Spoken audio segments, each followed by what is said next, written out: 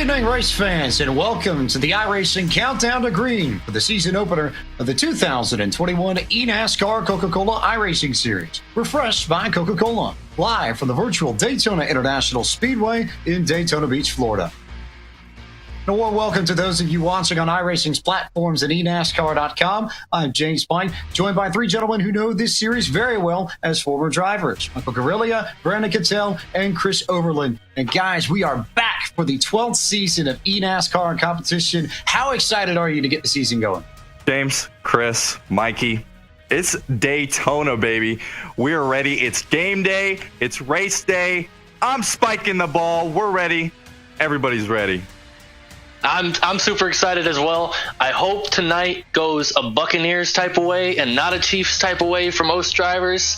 A little jab there. I'm super excited. We've been waiting. Angry at you, Chris. I'm super excited. I'm ready. Daytona, already the start of the season. It seems like just yesterday we were finishing up the season. Nick Ottinger was raising the trophy. Now we're back again.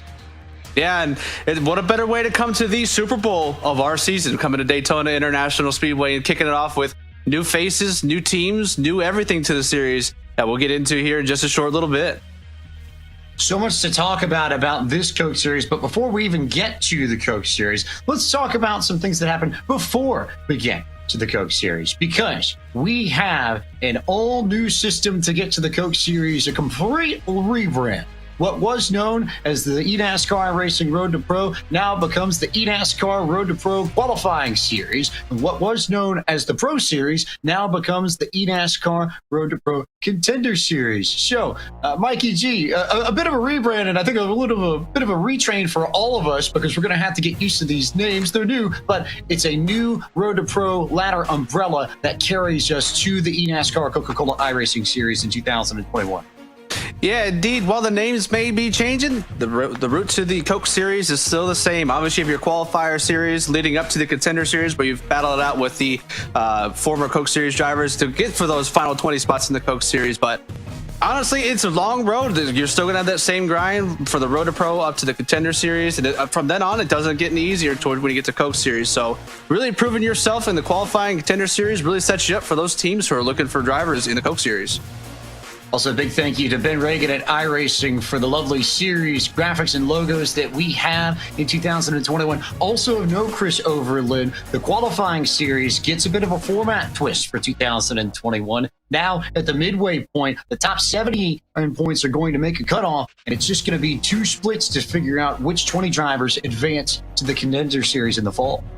Yeah, and I mean, we talk about the round of 16 in real life NASCAR. Talk about the round of 70. 70 drivers fighting for 20 playoff spots. We'll call them playoff spots to get them into the Contender Series. But I think it's super exciting. I'm a big fan of these new formats.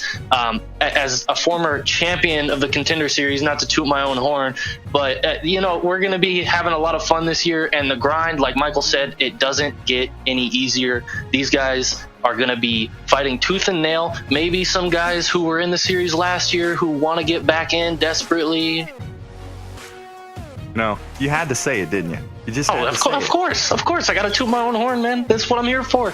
Michael, what do you think?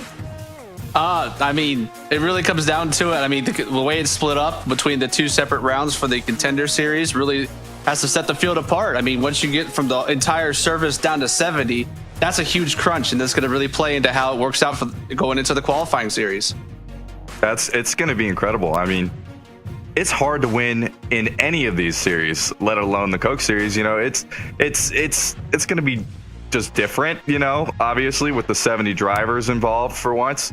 I don't know how it's going to work out. I mean, I hope that I make it back in, but you know, it's going to be different. You know, it's just one of those things. Of course, the qualifying series is different, but the Contender Series still stays the same. It's those who finish 21st or lower in points from the Coke Series with those top 20 from the qualifying series to try and race their way into the Coke Series. So we get to the Coke Series now. We get to this season, and we get to rule changes, a few twists and tweaks that are going to be part of this. Michael Guerrilla, maybe the biggest of them all. If you win a race in the regular season and you finish that regular season in the top 20 in points, you automatically qualify for the playoffs. Win, and you are in. Yeah, winning you're in. It's just like the real life Cup Series. I mean, there were times back last year where I threw a few Hail Marys during the start of the season, thinking I was going to get a win and maybe propel myself further up in the points. But now that you have that back in your pocket, now that you can get into the playoffs just with this one win, I mean, it's a whole different game at that point. You don't have to worry about the rest of the season so long as you maintain a top 20 position in points. You can go ahead and start focusing on the playoffs even after week 1 here at Daytona. I was about to say, that's got to be a huge point, Brandon, that if you win tonight at Daytona, you can, so long as you maintain even an okay pace throughout the regular season, you can be in the playoffs regardless of what else happens in the other 10-plus races that make up the regular season. Yeah. Hey, the stress is gone after Daytona. If you win Daytona, man, put everything in the back. Just chill on the beach, just relax, you know, because it's over from that on point. I know personally, I would have liked to see these rule changes last year, especially with the Talladega win. It would have been a walk-off win. But, he's going there. We can't get everything we want, you know, in life. But you know, it's gonna be crazy, man. If you win one race, you're going right to the playoffs. And you know, the one thing that I'm really excited about, and I know the fellow competitors being in the series last year, I know how they feel about it. There's no longer any bonus points for leading a lap. You can lead 99 laps out of 100 tonight, and it doesn't matter. You're not going to get any extra points. If you finish second, you get second place points. The winner, he gets to go on and move on and think about the playoffs, and you're left wondering why you didn't block him. Also of note, speaking of playoffs, Michael Guerrilla expanded this year. We go from 8 drivers in the playoffs a season ago to 10 2021. And I know once we get towards August and September, that's going to make things even more interesting as we hit the stretch run of the season. Yeah, it's 2 extra drivers to the playoff mix, and the bigger the amount of cars there are in the playoffs, the bigger the competition is going to be. I mean, just looking at it based on last year, if these rules were in place when it comes to last year, you would have also had the likes of Logan Clampett and Brad Davies being in the series. And when it came to Clampett's performance during the playoffs last year, he had top 5s in all the chase races going into Homestead. So there might have been a chance we might have been talking to Logan Clampett, your 2020 champion from last year, should the playoffs have been this way last year. You think about Clampett, who just missed the cut a year ago. Graham Bolin was right there on the edge when we finished up our race at Talladega that Mr. Brandon Cattell won it. And also, I want to double back very quickly, just the lack of bonus points, because it goes away not only for leading a lap, but for leading the most laps and winning a race too. So it almost decreases the value of consistency to some degree, Brandon. Yeah, that's a big deal. You know, one of the things I'm looking at is crew chiefs aren't going to keep their guys out on old tires anymore. You know, that one lap led bonus point, it's done with. I mean, unless you're trying to shorten the run, you know, and just try to get it done there. But it's over. If I was talking to my crew chief last year, Dustin Hall, I'd be like, get me on the pit road. I want 4 fresh Goodyear tires immediately. But you know, it's crazy, man. It's just crazy how all of these points just change the entire way every driver will attack this season from this point forward. Small tweaks that I think are going to have a magnificent effect on the way this 12th season of the eNASCAR Coca-Cola iRacing Series plays out. Now, got a whole bunch of changes to keep talking about here on the pre-race show. This countdown to green, another set of changes we need to look at. The new schedule, a few tweaks from what we had in 2020. 18 races that make up the calendar. And I will turn first and foremost to Michael Guerrilla on this one. If there's one race that jumps out to you as significant, what is it and why? The one race I look at is maybe one that most people looking at the schedule right now really aren't really considering, and that's going to be Darlington. That one of my favorite tracks. It's definitely one of the trickiest tracks on the circuit, as it's called the track Too Tough to Tame. But I mean, it's the first race in the playoffs. Obviously, everything up until the end of the regular season means a lot, and you're gonna have a lot of experience, a lot of knowledge on what the car is gonna be like. But once you get to Darlington, this is gonna be the place where you're gonna stamp your face and your skill on the way that the championship is going to play out if you are in the playoffs, or if you're trying to even get into the top 20. Not to mention, we're going to the low downforce, high horsepower package that we did not run last year. It will be utilized here, so that'd be interesting to see how drivers are able to race each other and how they're able to hold on to their cars and in the Lady in Black. It's a track that gets the best out of drivers. You can't cheat your way into success at Darlington, and that's a good way to start off the playoffs. Chris Overland, where's your answer on this one? You know, I'm going to a track that's similar to Darlington, not in style, not in shape, but in the way that you race it. I'm going with Bristol. Bristol is intimidating. Bristol is also in the playoffs, and those drivers who didn't have good runs at Darlington are going to be aggressive. They're going to be dirty. We are racing on asphalt, though.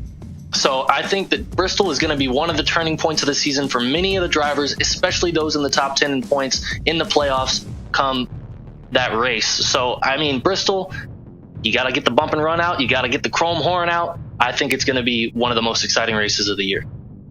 To be fair, technically it's concrete unless you consider the apron, but I like the answer as a concrete answer, Chris. Yeah, fair enough. I'll give you that. Now, Brandon can tell I have a hunch as to what your answer is going to be, but I'll let you speak for yourself here and tell us what you think. Yeah, well, Chris is going to give me a lot of crap for this, but, you know, obviously Talladega, one of the biggest key factors for Talladega this season alone is you don't have to be a playoff driver to win this race. I mean, anybody out there can win this. It's a crapshoot. You look at the 10 drivers that are in. What are they going to do in this race to make sure they can make it into the final race, to make it for a chance to go for the money, you know? And you wonder what's going to happen with the big one, you know? Is it going to happen? Will the race be clean the entire way? All of these things that you just have to see and watch and play out as it comes into fruition.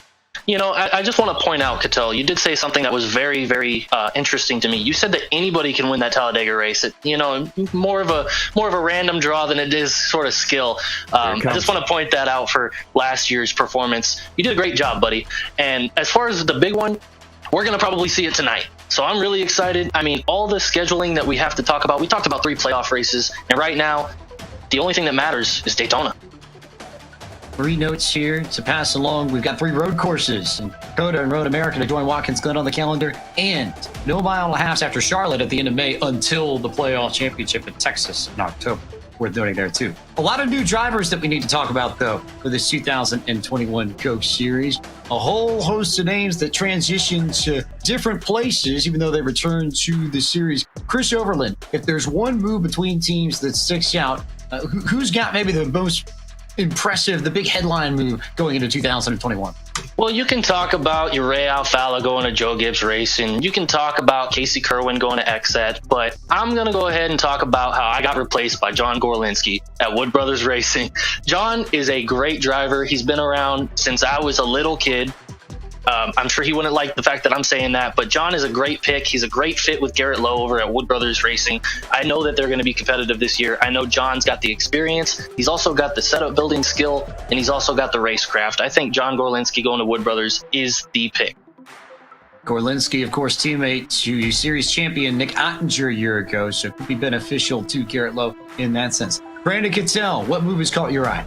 Oh, well, I gotta say Malik Ray. I mean, their social media game right now, they are absolutely killing it. I don't know if there's a little bad blood between Malik Ray and Joe Gibbs Racing. I saw the jersey getting dropped at the front door, but you know that was one of the coolest social media drops in the history of the series. Just to see all the involvement that Space Station Gaming has put forth to their drivers.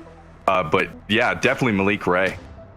They certainly launched into this new year, and we launched into a new season at one of, if not Malik Ray's statistical best track. He's known as a plate racer, certainly a threat, I think, tonight. Michael Carrillia, we also have 11 new rookies and a few returning drivers coming to this series as well. Out of this bunch of drivers, what move sticks out to you? The one that I'm looking at, honestly, when it comes down to it, is Isaac Gann. I mean, we saw Isaac Gann perform very, very well in the Pro Contender Series, where he went out and won the championship. And he made his mark there, and now he finds himself at Clickerman Esport, pairing himself with Bob Bryan and gang there over at Clickerman Sports. So I'm interested to see how he's going to do. He's fared very well in the qualifying series. Obviously, winning the championship at the Contender Series is something that he was able to accomplish. And honestly, a few times that I raced against him, he blew my doors off in the Contender Series. So I'm really interested to see the speed he's going to carry into the Coke Series this year.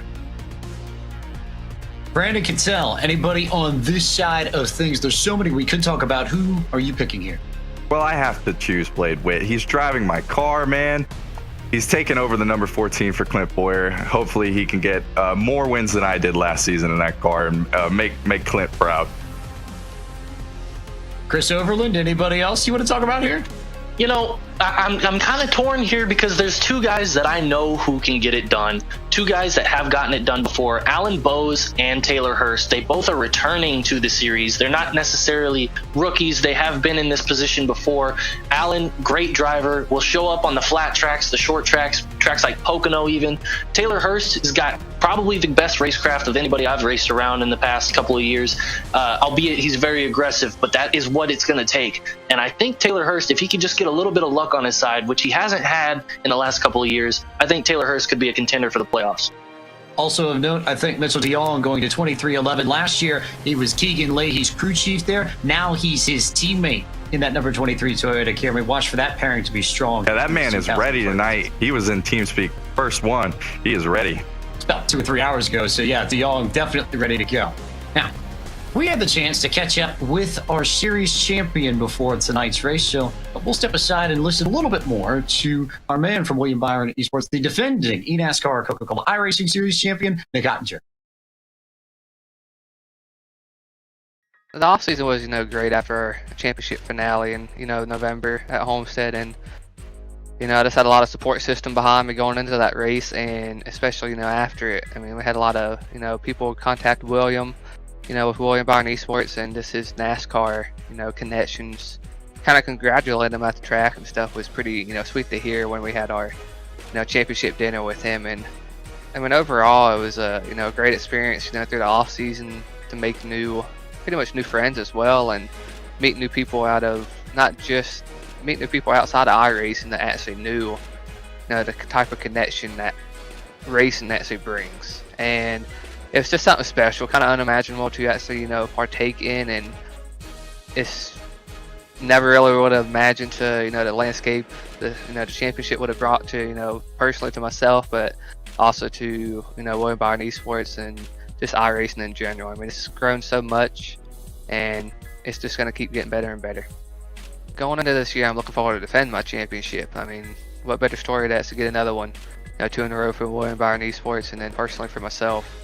I mean, you got another $100,000 on the line that people look for, and I want to go out there and prove and be more motivated to, back what happened in 2020. I mean, I got a lot of stuff to improve on still.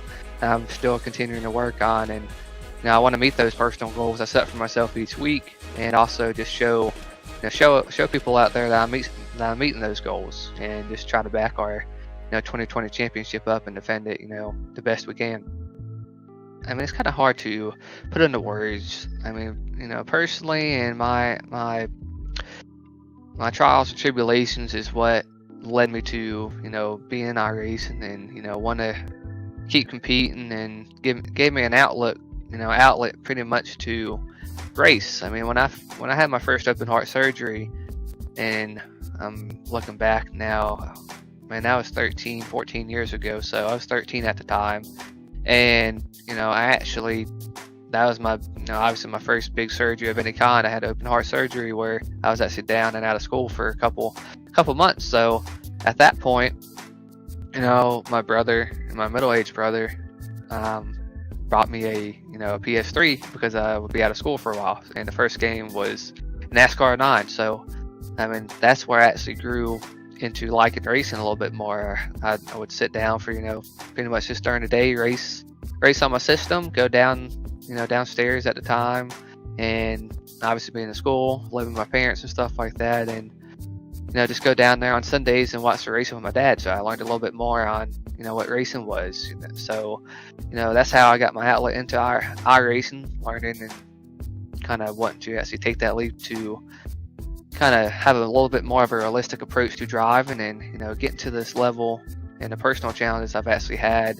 The meaning behind the championship is great. The being able to get $100,000 was a personal achievement that went very far for me for my health, health reasons and stuff, because there's never honestly any, set plan when things can go wrong. So I always got to have, health insurance and health, just keep my health a priority. And that's a real big, real big asset to have and lean on. So, being able to actually get the championships, just means the world to me. I don't think people can really understand that.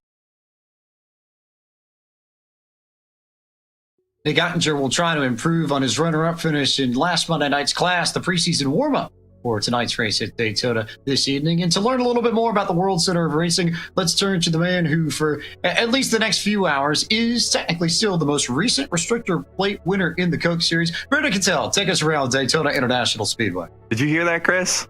Yeah, I heard it. All right. Yeah. Yeah. Get on with it. All right. Daytona International Speedway, guys. This is one of the best tracks in all of racing. My personal first trip at the track was the 2007 Daytona 500. The best race I've ever seen.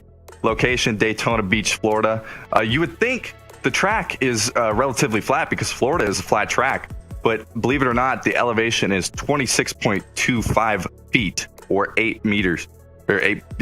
Length is 2.5 miles and 4.02 kilometers. The banking is 31 degrees. Steep banking at Daytona International Speedway, guys. I've walked on the banking. It's incredible. The start finish line where the finish will happen tonight is 18 degrees of banking. Quick little note here: you can actually write your name on the start finish line at Daytona, which is really cool to do. Leave your own signature and your own piece of history at a historic racetrack in and of itself. Always fun for fans to do when they get to the World Center of Racing. But it's almost time to go green flag racing. Before we do, though, the most important thing, we need to figure out who you all think is going to win tonight's race. So, Chris Overland, I turn to you. Who's your pick to win the season opener at Daytona? Well, it's Daytona, right? You got to go with the Earnhardt family. You always do. I'm not picking the 3, though. I'm picking the 88. I'm picking Brad Davies to win this race tonight. Brad has had some solid runs. He's been a series veteran for many, many years. And I think tonight Brad actually gets it done. Like we've said, I mean, anybody can win these races. Anybody can win these super speedway races. And Brad Davies, I think he comes out tonight. He gets rid of that bad luck that he's had for the last few years. I mean, he cements himself into the playoffs tonight. Seasoned veteran Chris Overland's pick. How about Michael Corellia? Who do you think parks it in victory lane? Well, on my end, something that I noticed was that 2 teammates were working together, and that's from Xset. And the driver I'm going from is with that team, and his name is Casey Kerwin. Kerwin has shown his speed definitely throughout multiple special events throughout the years here on the sim, and he's just one of those drivers that when they get hooked up between himself and Ryan Luza, the pairing seemed to work very well in the clash, and it very well might as well work out today. And that's my pick for today, is Casey Kerwin. Brandon can tell you've got home field advantage. This one of your home tracks being a Florida native, so maybe you know a little bit better than everybody else what to look for and who should be winning tonight's race. Well, it's up there. Malik Ray, man, he is the restrictor plate king. He's gonna get it done tonight. And I tell you right now, he can control the lanes like nobody else. He gets the win at Daytona. You're crowning him the king with no wins? He's going to have to do it tonight, man, before you give him the crown of the king. He's going to do it. That's a bold statement coming from the former Super Speedway king. Am I right? Yeah. I guess I just have to get back in the series to become king again. Hey, man, one wreck, and all 3 of our picks are going to be out. That's another pick I'm making Not for if tonight. you're in the lead, Chris. Fair enough. Probably not a bad idea to lead on these drivers' experience. They know a little bit. Drivers, thank you so much for your help in getting us set for the season opener for the Coke Series 12th season at Daytona. And we turn our attention from our driver panel to the gentleman who will lead tonight's broadcast. Tim Terry and Evan Pashoko going to join us momentarily and back for yet another season of coverage. Names that you know very well and become very used to throughout the years. They know the eNASCAR and Coca-Cola iRacing series inside out, and as well as just about anybody. So looking forward to hear their thoughts on the all-new Countdown to Green show and their expectations for what we can see, what we might see, what we may not see, what could happen. This, of course, being Daytona International Speedway, there's plenty of different things that could play out because there's so many different variables in play, so many different pieces that you have to watch out for. But Tim and Evan, what should we be on the lookout for this evening? Well, I just wanted to start by saying I'm happy that you guys have to do the picks this year because it was always such an impossible task, and I think we all remember how well that went for me. I'm just so excited that this is the 12th season of this, but this is going to be a Daytona unlike any other, Tim. And you know this, normally when we get to the season opener, we're talking about guys just being happy to be back, right? Sure, it'd be nice to get a win to start the year. It'd be nice to get some points, but it's not the end all be all. For somebody tonight, they're going to be in the playoffs, right? For the first time ever, we'll have a playoff driver after round one. So that's what I'm really excited for. The pressure is going to be off for somebody, Evan, but at the end of the day, the intensity is going to ramp up. We saw it in the Clash last week. We saw all kinds of great racing action, but we saw a couple of wrecks last year in this race. It went green to checkered without a wreck, except for at the start-finish line at lap 100. So what to expect? James asked us. I really don't know what to expect. I can't wait to see this green flag fly. I think we're expecting the unexpected, James. That goes without saying, and we're ready to get this 2021 season underway. Only one thing left to do. Get the cars on track, get the engines fired, and get rolling in this first race of the 2021 eNASCAR Coca-Cola iRacing Series season. That concludes tonight's iRacing Countdown to Green, refreshed by Coca-Cola. We'll take a quick break, but don't go anywhere. We're back from the World Center of Racing with the first racing action of 2021 just after this.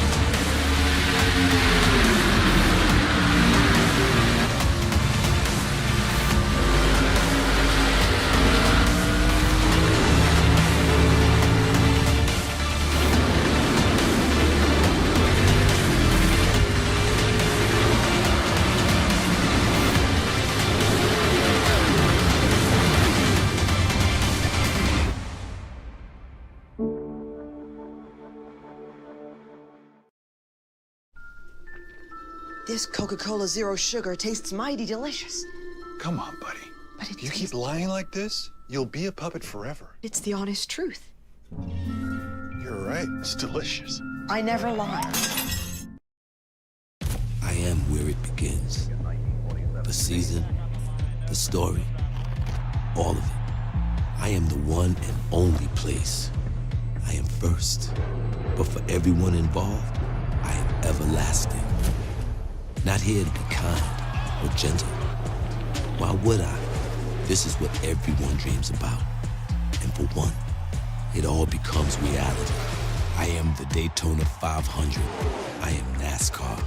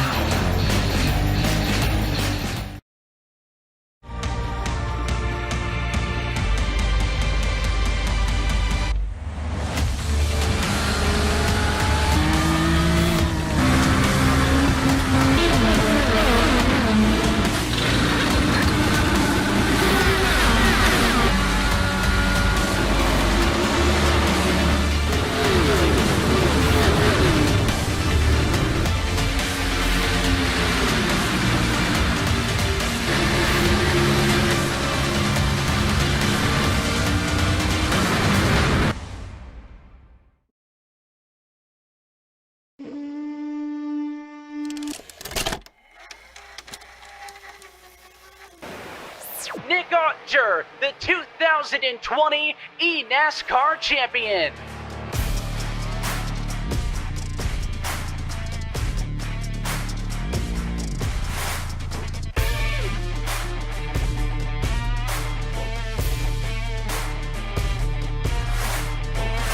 It ain't a game now. Me me and you, we ain't the same now. Lions coming out to play now. Opposition out the way now. Out of the way. You wasn't invited. Say you come to play. I dare you to try it. You don't wanna try me. Then step up to my team. Yeah. Out of the way. Yeah, yeah. Out of the way. Yeah, yeah. Out of the way.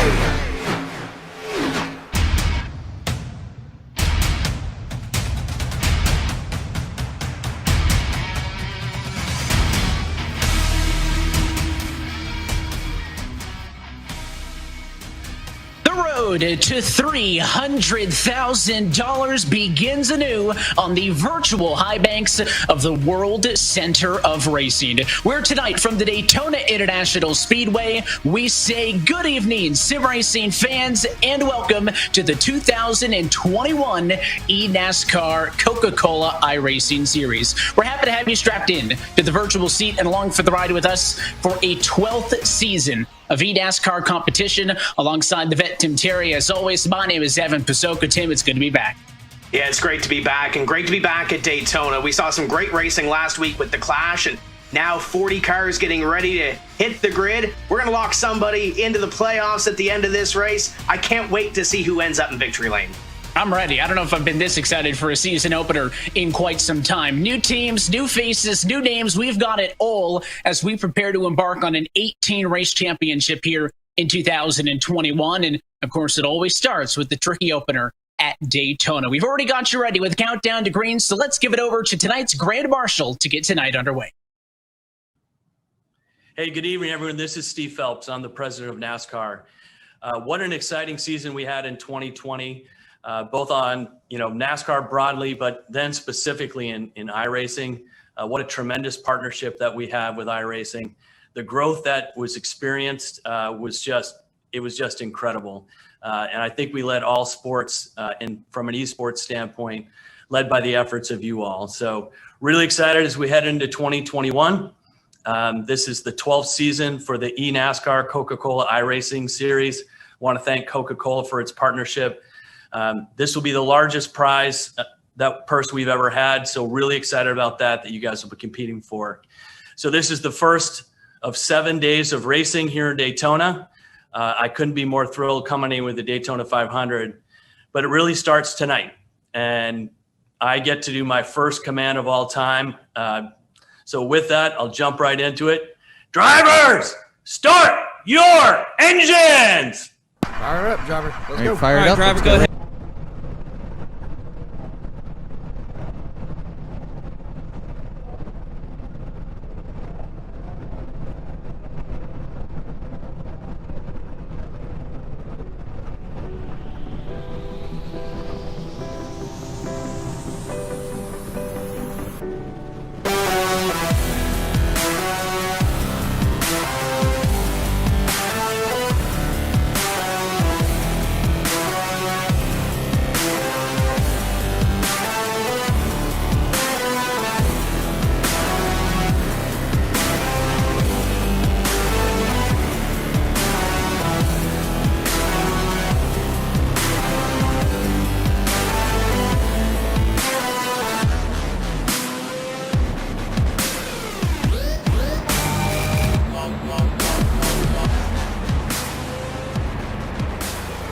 Cars are on track at Daytona. Let's take a look at your Coca-Cola starting grid. And I talk about some of the new faces. How about Mitchell DeYoung? Pole position right out of the gate with a 46.109. He will bring us to the green to kick off 2021 alongside Chris Shearburn on the front row. Keegan Leahy's 32. Bobby Zielinski's 83 will start third to fourth position with Ashton Crowder and Garrett Lowe, Tim, the top six.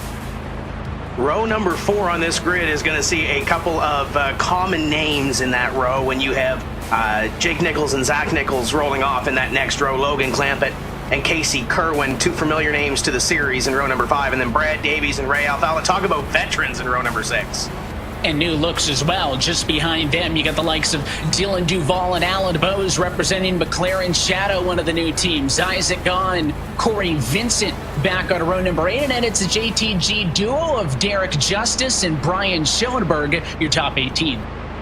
The former series champion Zach Novak starting in the next row for Richmond Raceway Esports. Ryan Luza outside row number 10. Nick Ottinger, the reigning champion, in row number 11. Femi Ola to the outside in row 11. Malik Gray going to be one to watch here this evening. He will roll from position number 23 into the outside is the 24th place of Garrett Maines.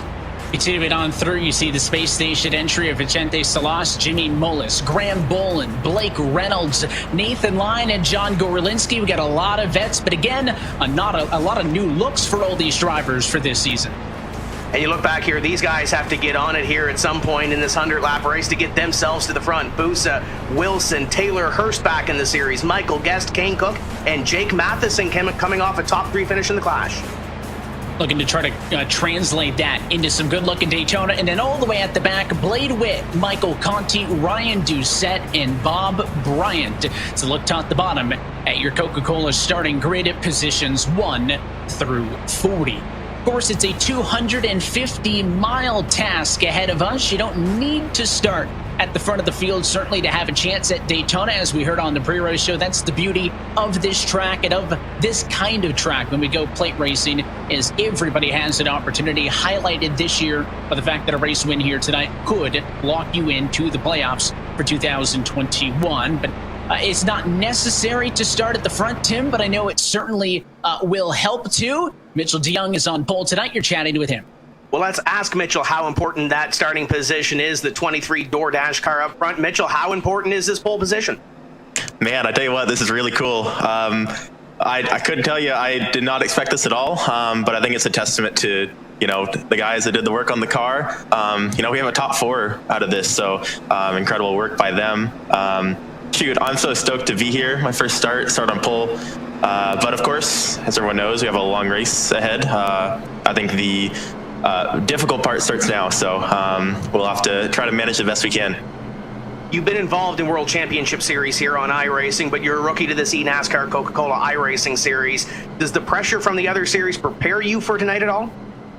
I think it always helps a little bit. For sure, we're in a lot of different series, and it's. I think you can take a little bit from everything. So every single race you do is a big learning experience. So I definitely give it to that. Well, we wish you all the best. Go get them tonight. Thank you. There's Mitchell DeYoung, one of our rookies here this season. Evan, 11 rookies in this series getting ready to go green, and he's got the best view starting out on that front row. I didn't think you could be that qualified and still count as a rookie. Time for everybody's favorite part of the broadcast. It's Terry time, Tim. You've got tonight's Asus race analysis. Absolutely. We're going to go 100 laps tonight, 250 miles. Pit road speed going to be 60 miles an hour. 4 tire sets available for these drivers. Fuel window 35 to 39. Watch that number. That's going to be fun if we do go green. And last year's winner, it was a frantic finish at the end, but it was Keegan Leahy going to victory lane.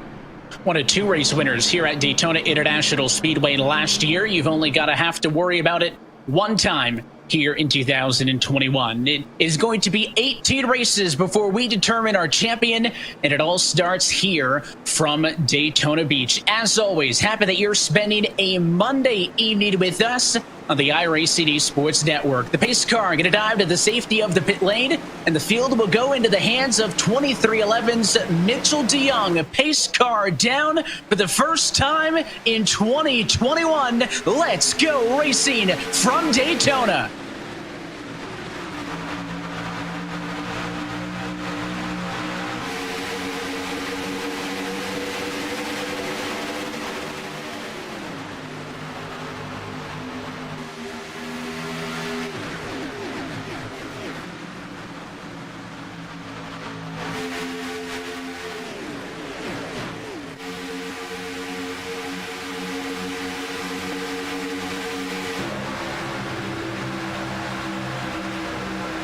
A lot of shuffling already opening lap of this race. You can see the jockeying down the back straightaway down to a 3rd lane in turns 3 and 4. A late move high by Garrett Lowe. He'll pick up the number 41 car of Dylan Duval. Tim, we saw this in the Clash. No surprise. We're 3 wide after lap number 1. DeYoung gets the lap lead. But here comes that Wood Brothers number 21 to the outside, and Garrett Lowe trying to bring it to the lead with the 41 of Dylan Duval from Stuart Haas on his back bumper. We're 3 wide, stacked about 4 deep already, Evan. They're wasting no time getting at it. Yeah, you wouldn't believe me if I told you it was a 100-lap and 250-mile race. They want to get at it from the get-go. Already communication amongst the 21 and the 41 up top. There's drivers trying to coordinate. Duval telling Garrett Lowe, hey, you're too high. Step down just a little bit. Try to make that third line viable. We're 3 wide, 3 rows deep up top. Basically, everybody else only side by side to make it 2 rows deep now because Alan Bowes puts his McLaren Shadow Camaro back in line. It is just the 21 and the 41. And up top for the moment, there's the first lap led for the number 36 machine of Chris Shearburn in the middle.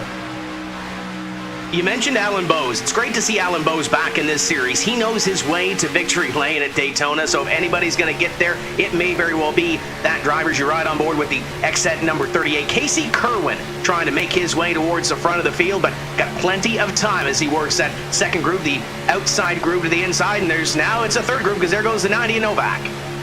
Bowes a 3-time race winner in this series, and you're on board, as you mentioned, with the car behind him, that 38 machine of Casey Kerwin, his teammate directly to his outside. That's the number 4 car up top of Ryan Luza. Again, a lot of the new looks for the XZ entries in their Ford Mustangs, and it looks like they want to get hooked up. The 4 are going to take a step down, and they'll find themselves about 6 spots deep in that middle lane. I'm sure not the most comfortable position to be early, but anytime you can find a helping hand is always helpful, especially here, though, in the season opener in a plate race like Daytona International Speedway. So bottom and mid, still the place to be early on. The last time by, 25 cars within 1 second of each other up front. Those leaders on the bottom and mid hold strong. You can see another duo. I talk about mates entering the party.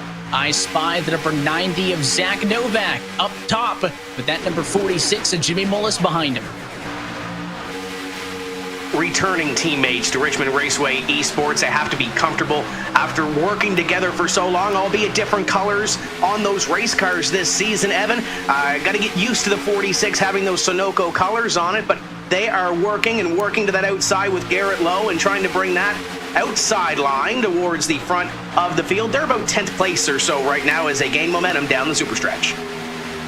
You remember, Garrett Lowe had some help with the 41 machine, but that was quickly falling apart once Duval dove down to the bottom. So Garrett Lowe fell back, and that's why you have this trio. And talking about a little bit of a sight for sore eyes, how about Ray Alfalo once again in this championship, but in a very different look? He makes that transition over to the number 51 Rowdy Energy Toyota, the 4-time champ. A little bit further back from this lead pack. That's about 1.2 seconds off of the race leader, and I wouldn't say they're entirely their own pack, but you can see some side-by-side back there with a couple of challengers to the very outside. Matt Busa being pushed by Michael Conti. These are all drivers who started in the 30s trying to make some early headway.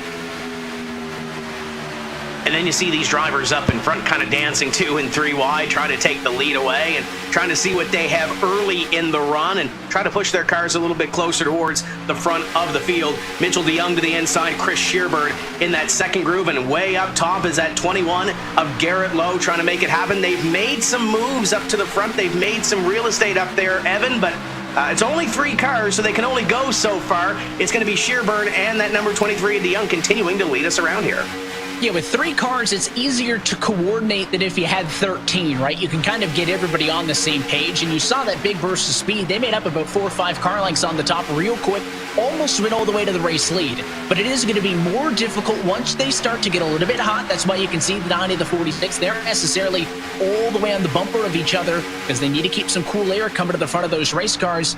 Once you start to get a little bit hot after that big initial burst of speed is gone, it's easy to sag back. So they're going to be relying on a little bit of that side draft down in the corners, trying to stay a little bit off of the outside wall to stay even. We are 3 wide still, working lap number 8. Let's introduce the 3rd member of our broadcast team as we go to pit road with Justin Prince. Many of the drivers towards this back end of the group right now are concerned about trying to keep the draft as well as concerned about fuel mileage. And one of the main things involving some of these drivers was some of these contenders towards the back had talked about wanting to be a bit more on the aggressive side this season to try and make more moves to show that in some cases, such as Malik Ray, they were some of the top super speedway drivers in the campaign. These drivers all concerned about trying to keep up to the draft early on in this race, early in this event.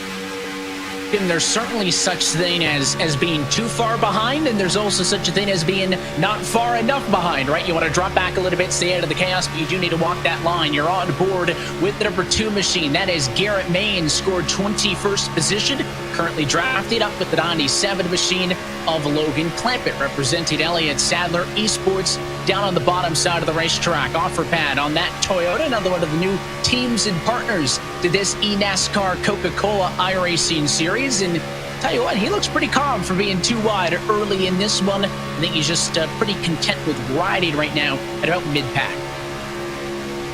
And especially with some of these rookies trying to calm those nerves. And I think Garrett Maines looks pretty calm, cool, and collected right now as he runs middle of this pack. His teammate Ashton Crowder a little bit closer towards the front of the field as we get ready to see another look. There's our defending champion. He knows his way to victory lane at Daytona as well. How about Nick Ottinger?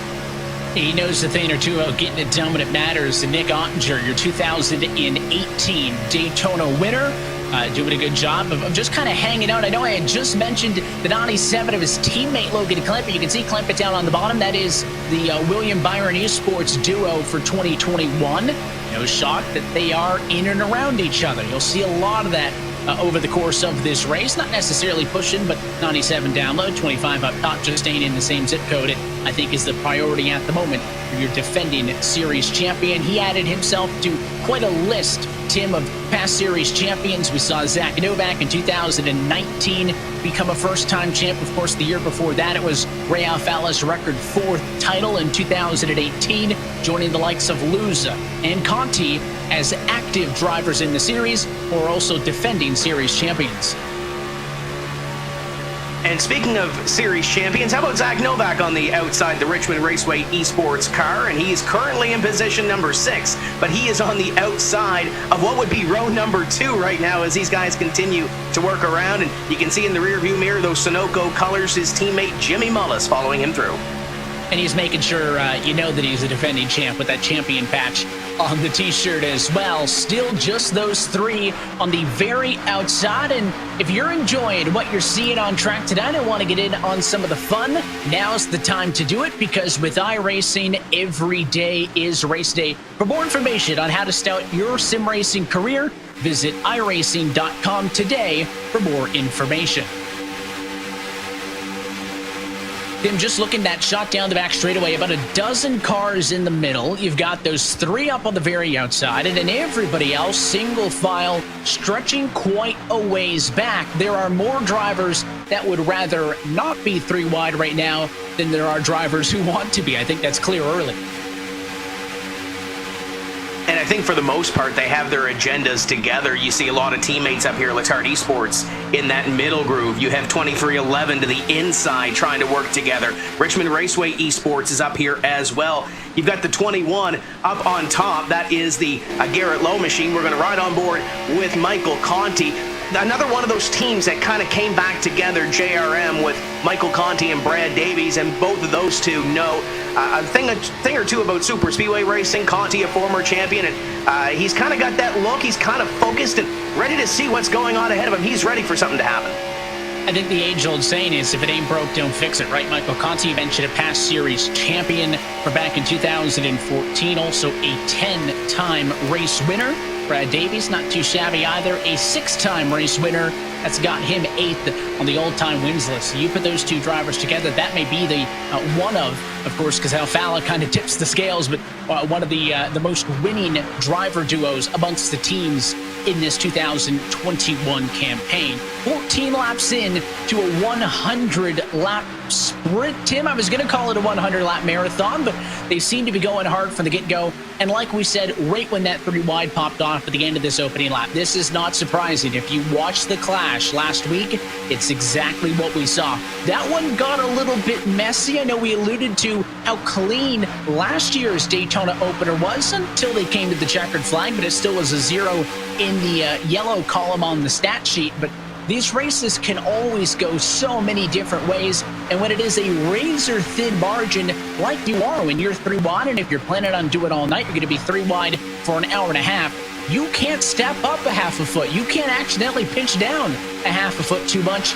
That is going to cause an incident. So there is such an immense amount of trust that these drivers are all placing into one another, Tim. And when a quarter of the field is rookies, that goes to show you how serious I think the vets are taking these rookies. We talk about somebody like a Mitchell DeYoung, who is still holding the bottom after starting on pole. Somebody like an Alan Bose, even not a rookie, but coming back into this for the drivers who didn't compete last year in 2020. Even if you are a true-blooded rookie, you're still a sim racing vet. Yeah, absolutely you are, but you want to make that statement here, Evan. You want to get to the front. You want to win one of these races, and you want to do it early in the season, especially if it's a win and you're in proposition. But these drivers up in front, they're familiar with each other. There's a lot of that respect level, and I think the first little thing we're going to have to find out around that fuel window bubble is, and as Justin Prince mentioned, is the potential of green flag pit stops coming up just after lap number 30. I think that's going to be the real ticket and the real telltale here, especially if this thing goes 100 laps green like it did in 2020. And we would be, in theory, already halfway through this opening stint if that is what we are racing towards before we see the first bit of strategy play in. On board with our Coca-Cola on board. Let's ride with the number 3. That's Corey Vincent.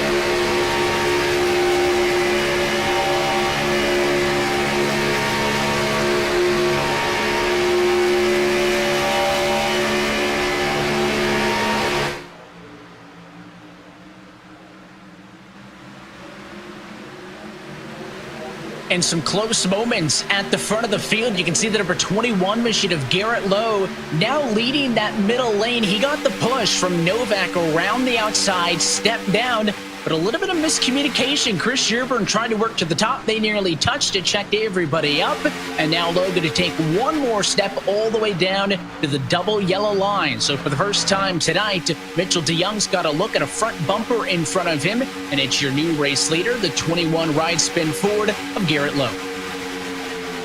And a great little move to get the lead. And Evan, I think when you talk about big picture this season, he may be a championship contender here. He's proven himself these last couple of years as a veteran now of this series. He's able to race up here for wins. If he can lock himself in to the playoffs through Daytona, it would be huge. But right now, he's showing that Wood Brothers spin number 21 is up in front and doing pretty well right now after coming down from the third to the second to the bottom groove and leading this pack around. And this time by, we will complete lap number 20. You got big movers, the likes of Novak, Mullins, and Olat from outside of the top 20 into the top 10, but still early at Daytona. 20 laps now complete. You're watching the 2021 eNASCAR Coca-Cola iRacing Series. This Coca-Cola Zero Sugar tastes mighty delicious. Come on, buddy. But If you keep lying like this, you'll be a puppet forever. It's the honest truth. You're right. It's delicious. I never lie.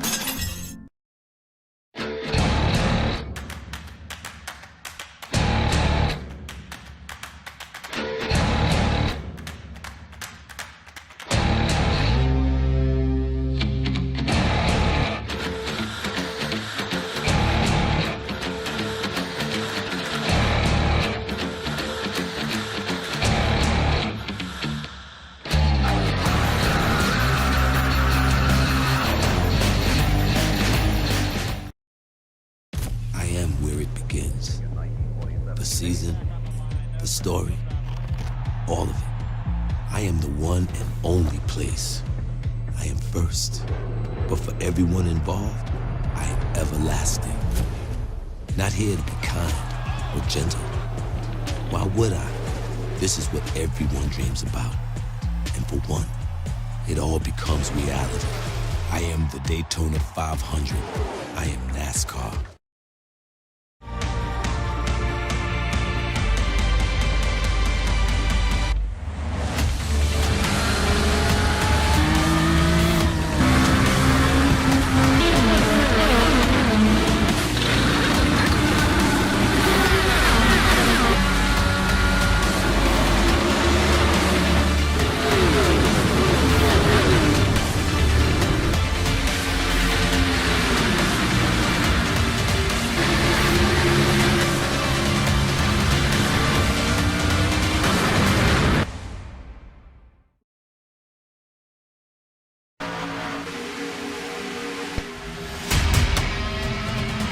And back live from Daytona, coverage of tonight's race is brought to you by Coca-Cola, the official fan refreshment of eNASCAR.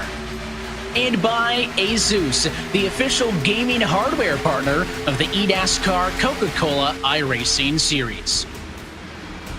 Well, shuffling it up towards the front of the field, a new race leader out in front, Chris Sherbert once more, but it's the order that is shuffled all the way around. Garrett Lowe went from the middle to the bottom. He was followed by Zach Nichols, and number 29, Chill Blast Ford, who now works the bottom lane as your current race leader. We're at number 24 of 100, inching towards possible first round of green flag pit stops. Still 3 wide, so clearly, Tim, they don't seem too concerned about not being in line enough to come down pit road yet. In fact, more drivers now entering the picture. Up top, there's Alan Bose's 67 Chevy, third in line up top behind those Richard Raceway Eastwoods too. And excited to see another rookie up in front and leading a lap here at Daytona, Zach Nichols for Williams Esports, and that inside groove right now, but it looks like those Letarte Esports teammates are going to get pushed to the lead, or at least one of them will. Chris Sherbert, that's a beautiful looking 36 car this season. A great job by the Letarte Esports guys on that. He is going to go to the lead position. Bobby Zielinski in the 83 in that middle groove with a little help from behind. Enter Ryan Luza in the mix. Started 20th all the way up here in the top 10. And that 36 machine has the Netflix original series The Crew on it, debuting February 15th on Netflix, and talking about some of the drivers with new teams and new looks, none other than Malik Ray in the middle, the driver to Greer, South Carolina, now driving the number 11 Ford for Space Station. And that team, I think, Tim, for all the hype videos we saw in the offseason, I think they definitely knocked it out of the park, because those guys wrapped a real NASCAR Cup Series Ford Mustang in that eNASCAR livery and had both of their drivers do a real cool promo. So many of the teams were involved in the course of the offseason, again, with all of the silly season now underway, and it was really cool to see them get involved. And sticking with that theme in the red room this time, it's Ryan Luza driving the number 4 at the moment. If you look, Tim, on the wall behind him, that is his iRacing Super Late model. Yeah, he does a lot of the short track racing. New Smyrna Speedway lit it up here earlier this season, and I know he wanted to be at the World Series of Asphalt, but he's working towards a championship here this season in this eNASCAR Coca-Cola iRacing Series to try to win championship number 2 in this series. And right now, he's coming to the front of the field. He's worked his way up from what was that 20th place starting position into the top 10 and now into the top 5. And it wouldn't surprise me, Evan, before we see those green flag pit stops, to see that exit number 4 leading this field before we come down pit road. His teammate Casey Kerwin not that far behind. They were a little bit closer earlier in this race, but have been split up just a little bit. And it is still that, I think, classic already paint scheme on board with Bobby Zielinski leading the outside line. I talked about 2 races at Daytona last year. We mentioned Keegan Leahy, the defending season opener winner. Well, Bobby Zielinski won it in the fall, and he's currently running in the middle. We talk about his road course prowess, but he likes to stick with that formula rim. He's using it here on the oval in his VRS-sponsored number 83 car, Tim. Similar look, but another driver who made some moves over the offseason. And currently side by side with his teammate. That last lap by was led by Zach Novak, but Bobby Zielinski, Chris Shearburn, the two Letarte Esports teammates, side by side, and they will lead the pack down into the high banks in corners number 1 and 2. But we continue to see some new names kind of shuffling towards the front of the field. Dylan Duval in the middle of the pack, giving a shove to Ryan Luza. Bobby Zielinski leading that train in the middle groove. And we're starting to see some drivers position themselves, I believe, Evan, in the next 10 laps or so to see these drivers duck down onto pit road. I'm sure those calculators on those pit boxes are smoking right now, trying to figure out what to do. Working hard. We have more drivers now inside of the top 10 that started outside of the top 10 than drivers that started up there. So there's been a lot of movement early, and talk about a little bit of a rebrand and a fresh look for the number 32 machine of Keegan Leahy, his VRS Toyota, trying to get up there with his teammate Mitchell DeYoung for 2311 Racing. Those two work at the bottom right now, 4th and 5th, I should say, respectively, of the cars on the bottom. That puts them just on the cusp of running in the top 10 right now. But we've seen at least probably half a dozen different race leaders to this point, and Shearburn, who started second, has been the most consistent of all of them. Led a lot in the middle, has led a lot on the bottom. Those Richard Raceway cars up top have gotten split apart. You can see that 11 of Malik Ray has squeezed his way in between them at the moment, so it's going to be a little bit more difficult maybe for them to coordinate and hook up. And driver we're talking about a lot so far, Tim McAdoy, is Alan Bose, dropping from the top to the middle. He's 4th in line right now behind Duval. Yeah, the McLaren Shadow entry of the 67 of Bose, and we've got trouble on the racetrack as you saw that kind of jerk around. We're still green, and these guys have saved it, and I don't know how they did it, Evan. A lot of damage, no caution at the moment. It started with the 4. You can see Malik Ray, heavy damage on the front of his Ford Mustang. He has no front end. I wonder if that car's still even under power as he comes off at turn number 4. But that was a big mess that started with about 4 cars smacking the outside wall. They scattered out of 2. No caution, though. We stay green. And for a lead pack that was really tightly packed in there for so long, this entire field now has split apart. And it just goes to show that these drivers are the best in the business with this eNASCAR Coca-Cola iRacing Series, able to get away from that. And you see that battle up in front. How about Garrett Lowe coming back to the front with Bobby Zielinski, Mitchell DeYoung? They were able to escape all the excitement through all that. And you've got 5 up here that have the lead pack. And I think we're going to take a little look at what happened there.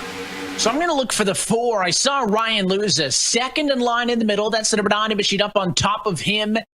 And I don't know if the 90 came down, Tim. The 4 goes up the hill, but Novak and Luza come together, and they both go up and into the outside wall. Pretty hard contact, and then everybody else scatters. There's Malik Ray with the front end ripped off the race car. At least 5 cars I saw with some pretty notable damage, but nobody spun all the way around. There wasn't any wreck. They all just kind of smacked into each other in the fence, so there was no yellow. This race stays green, and now you have all top 10 cars basically involved in that incident that are either heavily damaged and totally out of this race, or just having lost a ton of time because they lifted to get out of that. We had, 25 cars within a second of each other. Last time by, only the top 11 within 1 second of each other. There's still a lot of cars in this. It didn't take all of them out. That was not the big one, but it was awfully close. A lot of drivers who were right behind that, lucky they're still in this.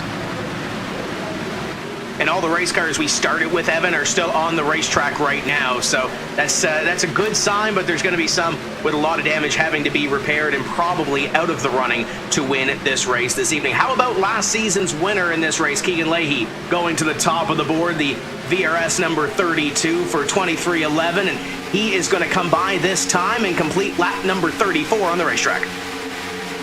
You can see throughout the field, the leaders are side by side, but this is kind of where they're trying to pick up the pieces, right? You saw the 6 there in Nathan Lyon, a little bit further behind, the 24 machine of Jake Nichols, then the 97 of Logan Clempitt. these cars look clean to me, but they're kind of at the very tail end of this lead group, because once you get behind Clampett, you've got Davies, and then it's a second back to Steven Wilson, Kane Cook, Jake Matheson, and company. So these drivers need to stay in the draft. They do not want to lose touch with this totally new-looking front pack, as now the leader on the outside, the number 38 machine, Casey Kerwin, pushed by Conti, and there is an early pit stop for the 11 machine. That's the damage on Malik Ray. Tim, his night probably done with the amount of damage the front end of that race car took. It's going to take some work to get that thing back out here on the racetrack. But here's a couple of names we haven't spoke about all night long. How about Michael Conti and the number 10 of Graham Boland working the outside? We haven't talked a whole lot about them, but it's kind of done that. And we see on the top of the screen Malik Ray, the number 11, not meeting minimum speed. He's been black flagged, and that's why he's on pit road. That will end his night. That ends the guessing there. Also, penalty for the 90 of Zach Novak for not maintaining minimum speed. Those drivers were trying to keep those cars on track after the damage they sustained. They have been black flagged by race control and brought down to pit road. I believe they may be given the opportunity to fix it, but Malik Ray feels like his night is done. That car, I just see it now rolling behind the virtual wall and to the garage. His night done, not the way he wanted to kick off his 2021 campaign. And we set it off at the top. Daytona has always been a race where you want to start your season off well, but it is not the end-all be-all. Well, with that win dangling in front of everybody, maybe a DNF going to sting just a little bit more, especially with all those drivers who sustained damage were running at the front of the field. But I think a max exodus to pit road, Tim, coming this time. We're working lap number 37. Some of them are too wide, though. Let's see how this works off of 4. Hit your marks on this stop. Here comes Bobby Zielinski down. Here comes Casey Kerwin down. They're all going to whoa it down, and this one's going to get tight for somebody down there. I think for the most part, these guys are getting down there with not a whole lot of contact. Yeah, that was Schoenberg who went way sideways. Schoenberg got on the brakes in front of the 37 machine, and Derek Justice hit him in the back end. That's why that 47 darted across the racetrack. He tried to lock it up. He just tagged the number 2 of Garrett Maines. Maines is going to get some right rear damage, but I believe he was able to get down to pit road speed in time. So was Schoenberg. So no penalty is going to be handed out there, but some damage to the cars who weren't able to navigate it. I thought it was going to be a little bit sketchy with the 2 wide, and it was. Here's the rest of the field now. Conti down pit road. You got Bolin in, Leahy, Clampett, Davies, Ottinger, Olat, and more. It's about the other half. 5 wide to pit road, but I think they made it down safe. Evan, I think you're right. Everybody is down on pit road now getting service to their race cars, and everybody from the entry in, I think, looks pretty clean right now, knock on wood, as we see the number 38 of Casey Kerwin leading the field down the back straightaway. The Casey Kerwin cycling back up to speed. He was the lead car for that first group who came down pit road, but he doesn't have the draft help right now. And check out this duo. High side, Bobby Zielinski pushed by Garrett Lowe. There is nothing Casey Kerwin can do about that. And Bobby Z going to go back to the race lead if they can cycle to the top of the board, because what you'll see through 1 and 2, there's all the slow cars who just came off pit road. Are they going to cycle all the way ahead? It looks like Graham Boland in the 10, trailed by Logan Clampett in the 97. These are the lead cars off of pit road for those who pitted on the second time around. They're still in front for the moment, Tim, but wait for it. That's what about a 10-mile-an-hour difference looks like, and now rocketing back to the top of the board is the 83 and company. But I think if we give it a lap or so, that accordion for a lot of these drivers will squeeze back together, and we'll have a bigger pack right now being 8 up in front, and then a couple trying to get that draft, Keegan Leahy and the rest trying to make it work up to what would be Bobby Zielinski and those front 8 or so as we work down into corners number 1 and 2. Mitchell DeYoung on the outside. Graham Boland takes a look to the inside. Logan Clampett, Brad Davies there as well. Garrett Maines in the 2. Little shot from the 32 of Keegan Leahy. And for the most part, 40 laps in this time by. Looks pretty clean so far. Good job on those green flag pit stops. we have had our moments, but so far so good. DeYoung was the 4th car in line of that group that had cycled back around the number 10 machine, but credit goes to Graham Boland for not just rolling over and giving him the bottom. He kind of forced his way into this pack, and now the number 30 to Kerwin going to step up to work with the 23, and all is right in the world. We are side by side and now 3 wide in the lead pack as the number 32 of Keegan Leahy goes way to the outside, JP. Absolutely, and Ryan Luza right now frustrated to say the very least. Take a listen. Dude, yeah, I mean, we're on lap 30 with we like side drafting and pinching. Yeah, I don't beat minimum speed. And Ryan Luza talking about trying to get the damage repaired, spent several minutes getting that car fixed, hoping to reach minimum speed around the racetrack. And he is back on track now, but 5 laps down. I know similar penalties assessed to Malik Ray, who's already retired, Zach Novak, who has not gotten back on track. So, I mean, those were heavy hits, Tim. You don't really get much more damage than that in a non-yellow incident. Normally, it's a couple of cars beat and bang and get a bit of damage. You can see the right rear quarter panel of Garrett Mains's Toyota, second in line in the middle. That's normally what you get, right? You get a bit of a shot, you get some damage, but it's not race-ending. I know there's some rear bumper damage on the 8 of Michael Conti. Doesn't look all that bad on his WR1 Sim Chassis Camaro, but those other 3 just look like they got through a blender, and not a good way to kick off your campaign. And we talk about that win and you're in mentality, but if you don't win a race this season, as we take a look at the right-hand side of your screen, we're going to see Mitchell DeYoung in the 23 have a little brush with the outside wall. But that win and you're in mentality, you want to win, but with the competitive nature of this series, you really need to focus on getting to victory lane, but you also need to focus maybe in the back of your mind on points. It is a long regular season, Evan, but you don't want to start it off here with bad momentum after leaving Daytona.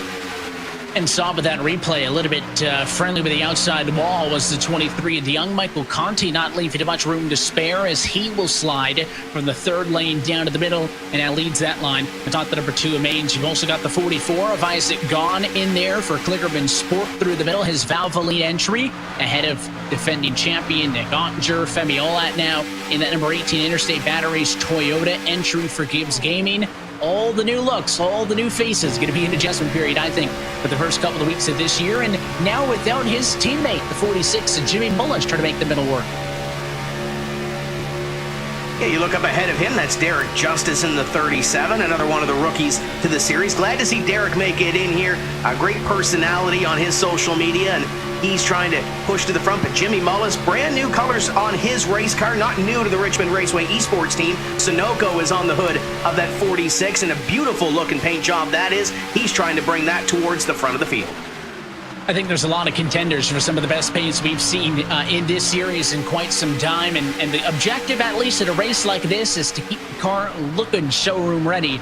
And hopefully you don't end up on the wrecker by the end of the night. And Tim, I know it feels like we just got this race underway. I won't say clean and green because we've had our moments. The big calamity off at turn number 2 before the pit stops. If it's the contact onto pit road before, but uninterrupted through 45 laps. This year's an on-board look with 4-time Ray Alfala for Joe Gibbs Racing in his 51 Toyota. Still just hanging back. Started 12th. He's gone the opposite direction down to 25th.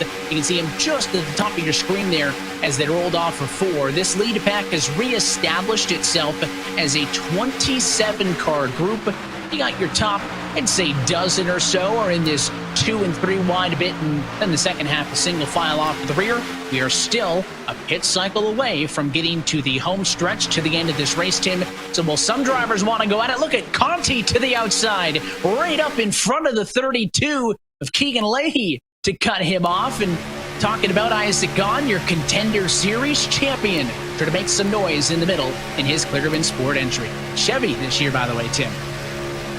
A little bit dark in the room, but he is definitely focused on what is happening in front of him with Garrett Mains in the 2 and trying to bring himself in that Valvoline number 44 to the top of the board. And a beautiful looking Klingerman Sport car, and he's teammates this season with Bob Bryan, a veteran of sim racing. So I'm sure he's going to be able to use a little bit off him. JP, what's going on?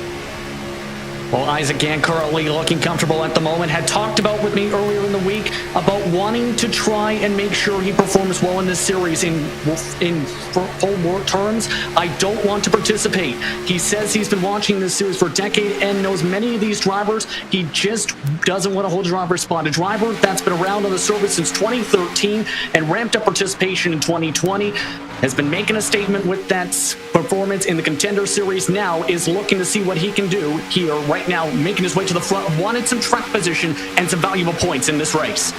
Well, Tim, I just wanted to jump in on that point, right? To use that word, he's not just in this to participate, right? He's in this to contend. That goes back to the point that I said, even for the true-blooded rookies, there's still sim racing events. Derek Justice in a pretty good spot was part of that calamity headed towards the pit stop. So I wonder if the front-end damage on his 37 is going to be hindering him. And all of these drivers, yes, they may be rookies. Yes, they may be some of the drivers returning to this series for the first time in some time. Is it a little bit intimidating? I'm sure. But let's not kid ourselves, Tim. In order to get to this point, right, through the Road to Pro qualifying series, through the Road to Pro Contender Series, that is still some of the best, most competitive racing in esports all around. So these drivers may be a little bit nervous to be here for the first time on the big stage, but they expect themselves to contend. I like that word. And it's too early to talk relegation, but you fall down to that Contender Series, and we saw some big names not make it back into this series for this year, and we've seen it in previous years as well. So you want to make sure that you start your season off well at Daytona, and you're doing a little bit more than just participating in the series, and you get up on the wheel as you see that 44 on that inside line giving a push to Nichols. Femi Olat in front of him, the 18 car, having a good performance here this evening so far, up in the top 10, giving a little push to Graham Boland. A little bit of a shorter season as well than what we had in the last couple of years with 18 rounds, so maybe a little bit more intensity right off of the bat, Justin? Yes, indeed. And Casey Kerwin, one of the drivers who talked about before today's race, wanting track position early. He's right now trying to make his way and keep his way towards the front of the moment. Take a listen. If you get clear and take it here, remember you got to control Bobby behind you. You can't let him pop up. Casey Kerwin was very calm in preparation for this week as well. Keep in mind, trying to stay laser focused on the task at hand, perform well in this race. And now halfway home in the Daytona 250, 50 laps down, 50 laps to go for the virtual Daytona International Speedway. Casey Kerwin awfully cozy up at the front of the field. He has settled in about maybe 15 to 20 laps away from another trip down to pit road before we could really start talking about this thing getting down towards the end. Been a while since the outside's been there, but here comes the 2311 duo, the number 32 of Keegan Leahy, pushed by Mitchell DeYoung. It is just them. Remember, we saw the Richmond Raceway Esports duo make the outside work. Do they get support up there, Tim, or is it going to be them versus the world? This is about the second run that they've made in about the last 10 laps to go to the outside line. The first one was kind of thwarted by Michael Conti, kind of hopped to that outside line, and it kind of stalled out. They kind of went to the middle of this pack, and now they're doing it again, working that outside, but it's only two, but it seems to be a strong two as they pull up to the lead duo, and Keegan Leahy will make it a trio up in front with Garrett Lowe and the 38 of Kerwin to the inside. They go three wide down into corner number 3. And lap traffic coming up as well, so this is going to get real tight. Ashton Crowder will hold the bottom. They're going to have to go up to the outside now. He'll go below the double yellow to relieve some of that pressure. That could have gotten real nasty out of 4. We saw a similar thing a few laps ago with Taylor Hurst, who was down on the bottom, and the lead pack kind of ate him up and absorbed him. They were doing about 10 miles an hour faster, and that 3 wide for the leaders turned into 4 wide with the lapped car on the bottom. Crowder and Hurst now fighting for a lucky dog position. Both those drivers lapped down in 36th and 37th, trying to bide for a potential wave around spot, a lucky dog spot, if this race gets the yellow flag a little bit later on. And now at the very front of the field, the number 10 machine of Graham Boland working through on the bottom. We got that big push by the 18 machine of Femi Olat. He decides, Tim, instead of holding the bottom, to take a step up to the middle. And I had just said that the 38 of Casey Kerwin was feeling pretty comfortable and has got to work again. He's the pusher there in the middle. And that outside groove was kind of stalled a little bit, but they have a friend in Bobby Zielinski now to the outside in the 83 Letarte Esports entry and trying to give a little momentum to that top groove and bring it towards the front. Femi Olat, though, out in front in the 18. You got Graham Bolin on his outside in the 10. Graham Bolin came from the Gibbs Gaming number 18 last year. So for Bolin, it's kind of familiar faces and familiar colors up in front, even though he's in that Stuart Haas number 10 to the outside as they go side by side off of corner number 4. They'll come by this time, complete lap number 54.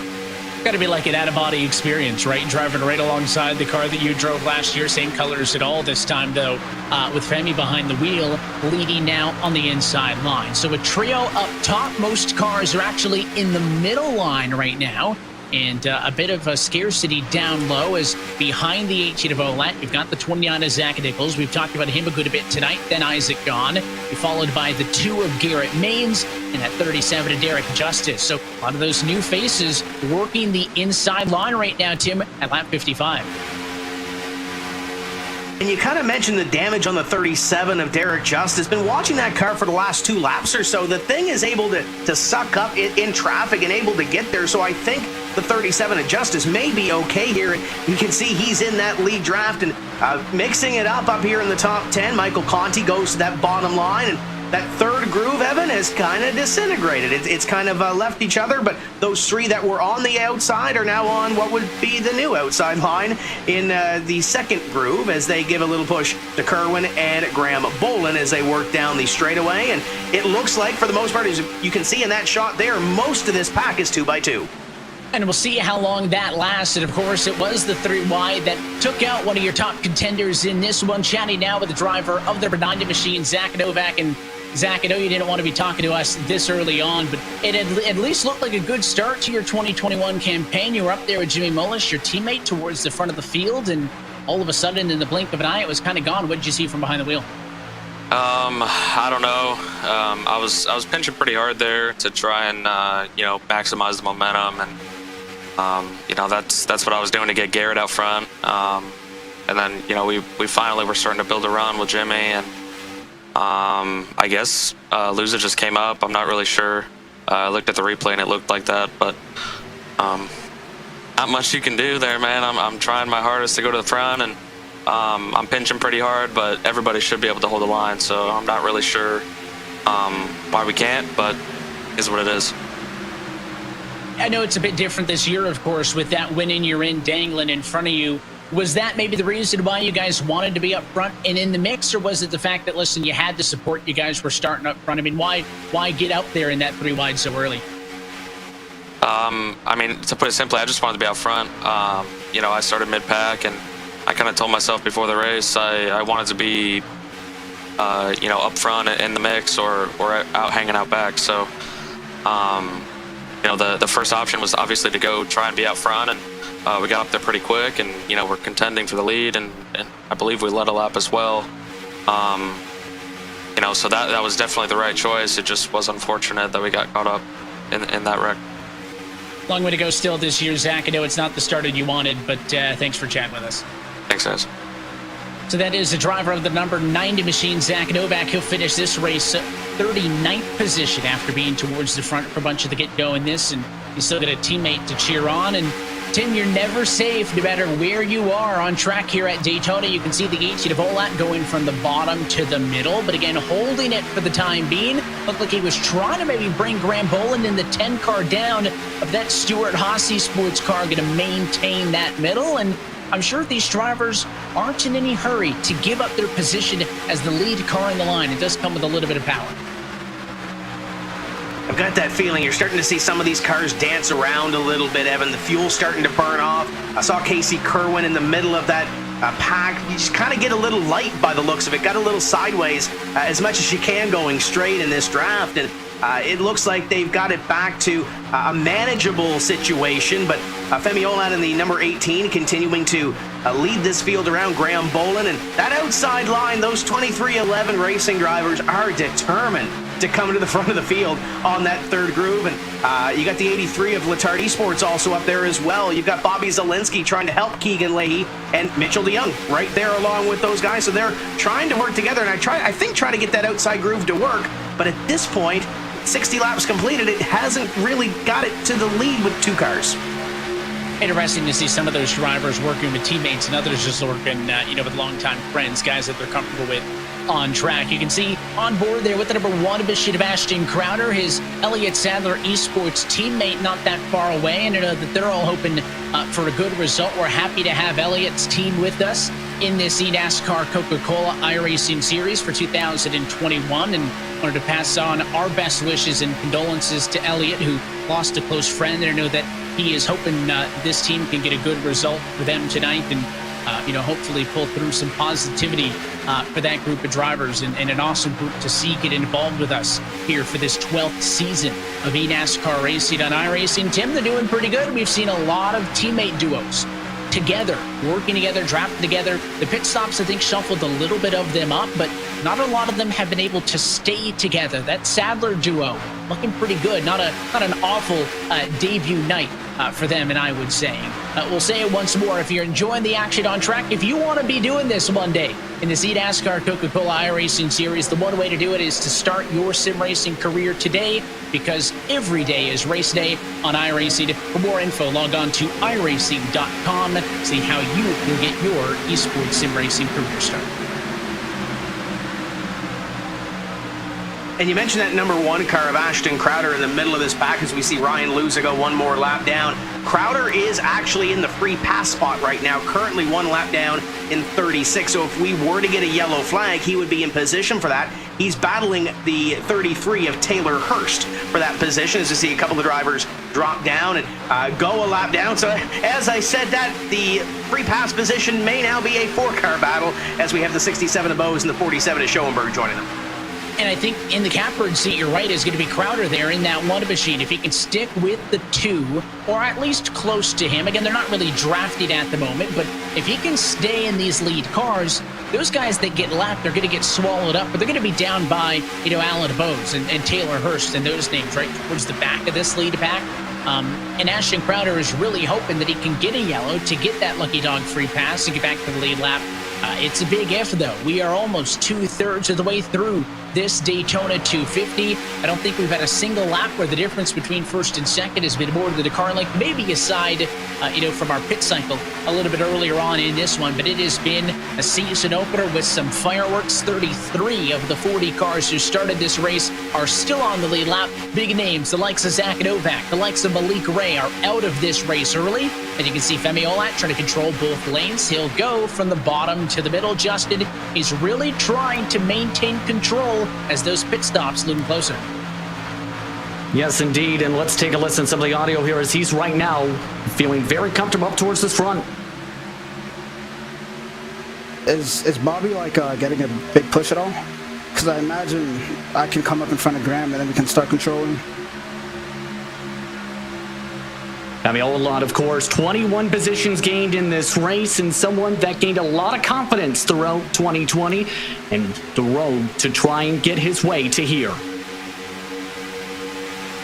The long journey for all these drivers, Tim, just to make it to this point, right? Of the hundreds of thousands of people who like to sim race, and of those who are on the iRacing platform, to get through the ranks, just to get to this point is, I'm sure, a statistical improbability, and certainly a journey in and of itself, and it is only to start a new one, and he's doing a great job representing his 18 Toyota team up on the outside right now. I just find it interesting that instead of trying to hold the bottom, which is kind of the riding lane, he's moving up top. He is actively trying to make sure that he occupies both of the spots on each front row, and it can be a little bit dicey at times. I've seen some close moves. I remember a little bit earlier, Michael Conti was a bit dicey coming from that third lane down to the second one, not leaving a ton of space there in the middle. These drivers are going to be less and less inclined to give those breaks as this race gets later and later. That time by, you see 34 laps left to go. I think that go time mark, or that sense of urgency mark, is that second round of green flag pit stops, and we're coming up on it. The fuel window is about open right now. The door's kind of ajar, but we're going to wait a few laps to see these guys down on pit road. Would anticipate them to come down from 75 to 80, so we're getting closer to that mark. And we'll step aside with pit stops on the horizon. For the moment, the number 29 of Zach Nichols is in control. You're watching the 2021 eNASCAR Coca-Cola iRacing Series on the iRacing Esports Network.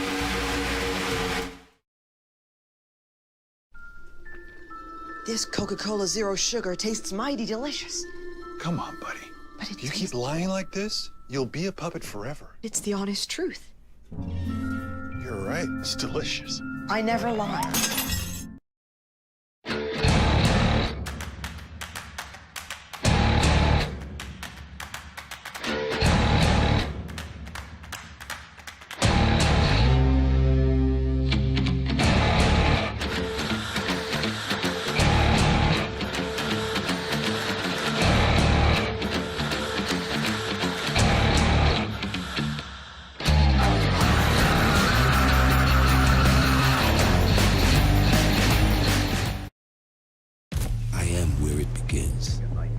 The season, the story, all of it. I am the one and only place. I am first. But for everyone involved, I am everlasting. Not here to be kind or gentle. Why would I? This is what everyone dreams about. And for one, it all becomes reality. I am the Daytona 500. I am NASCAR.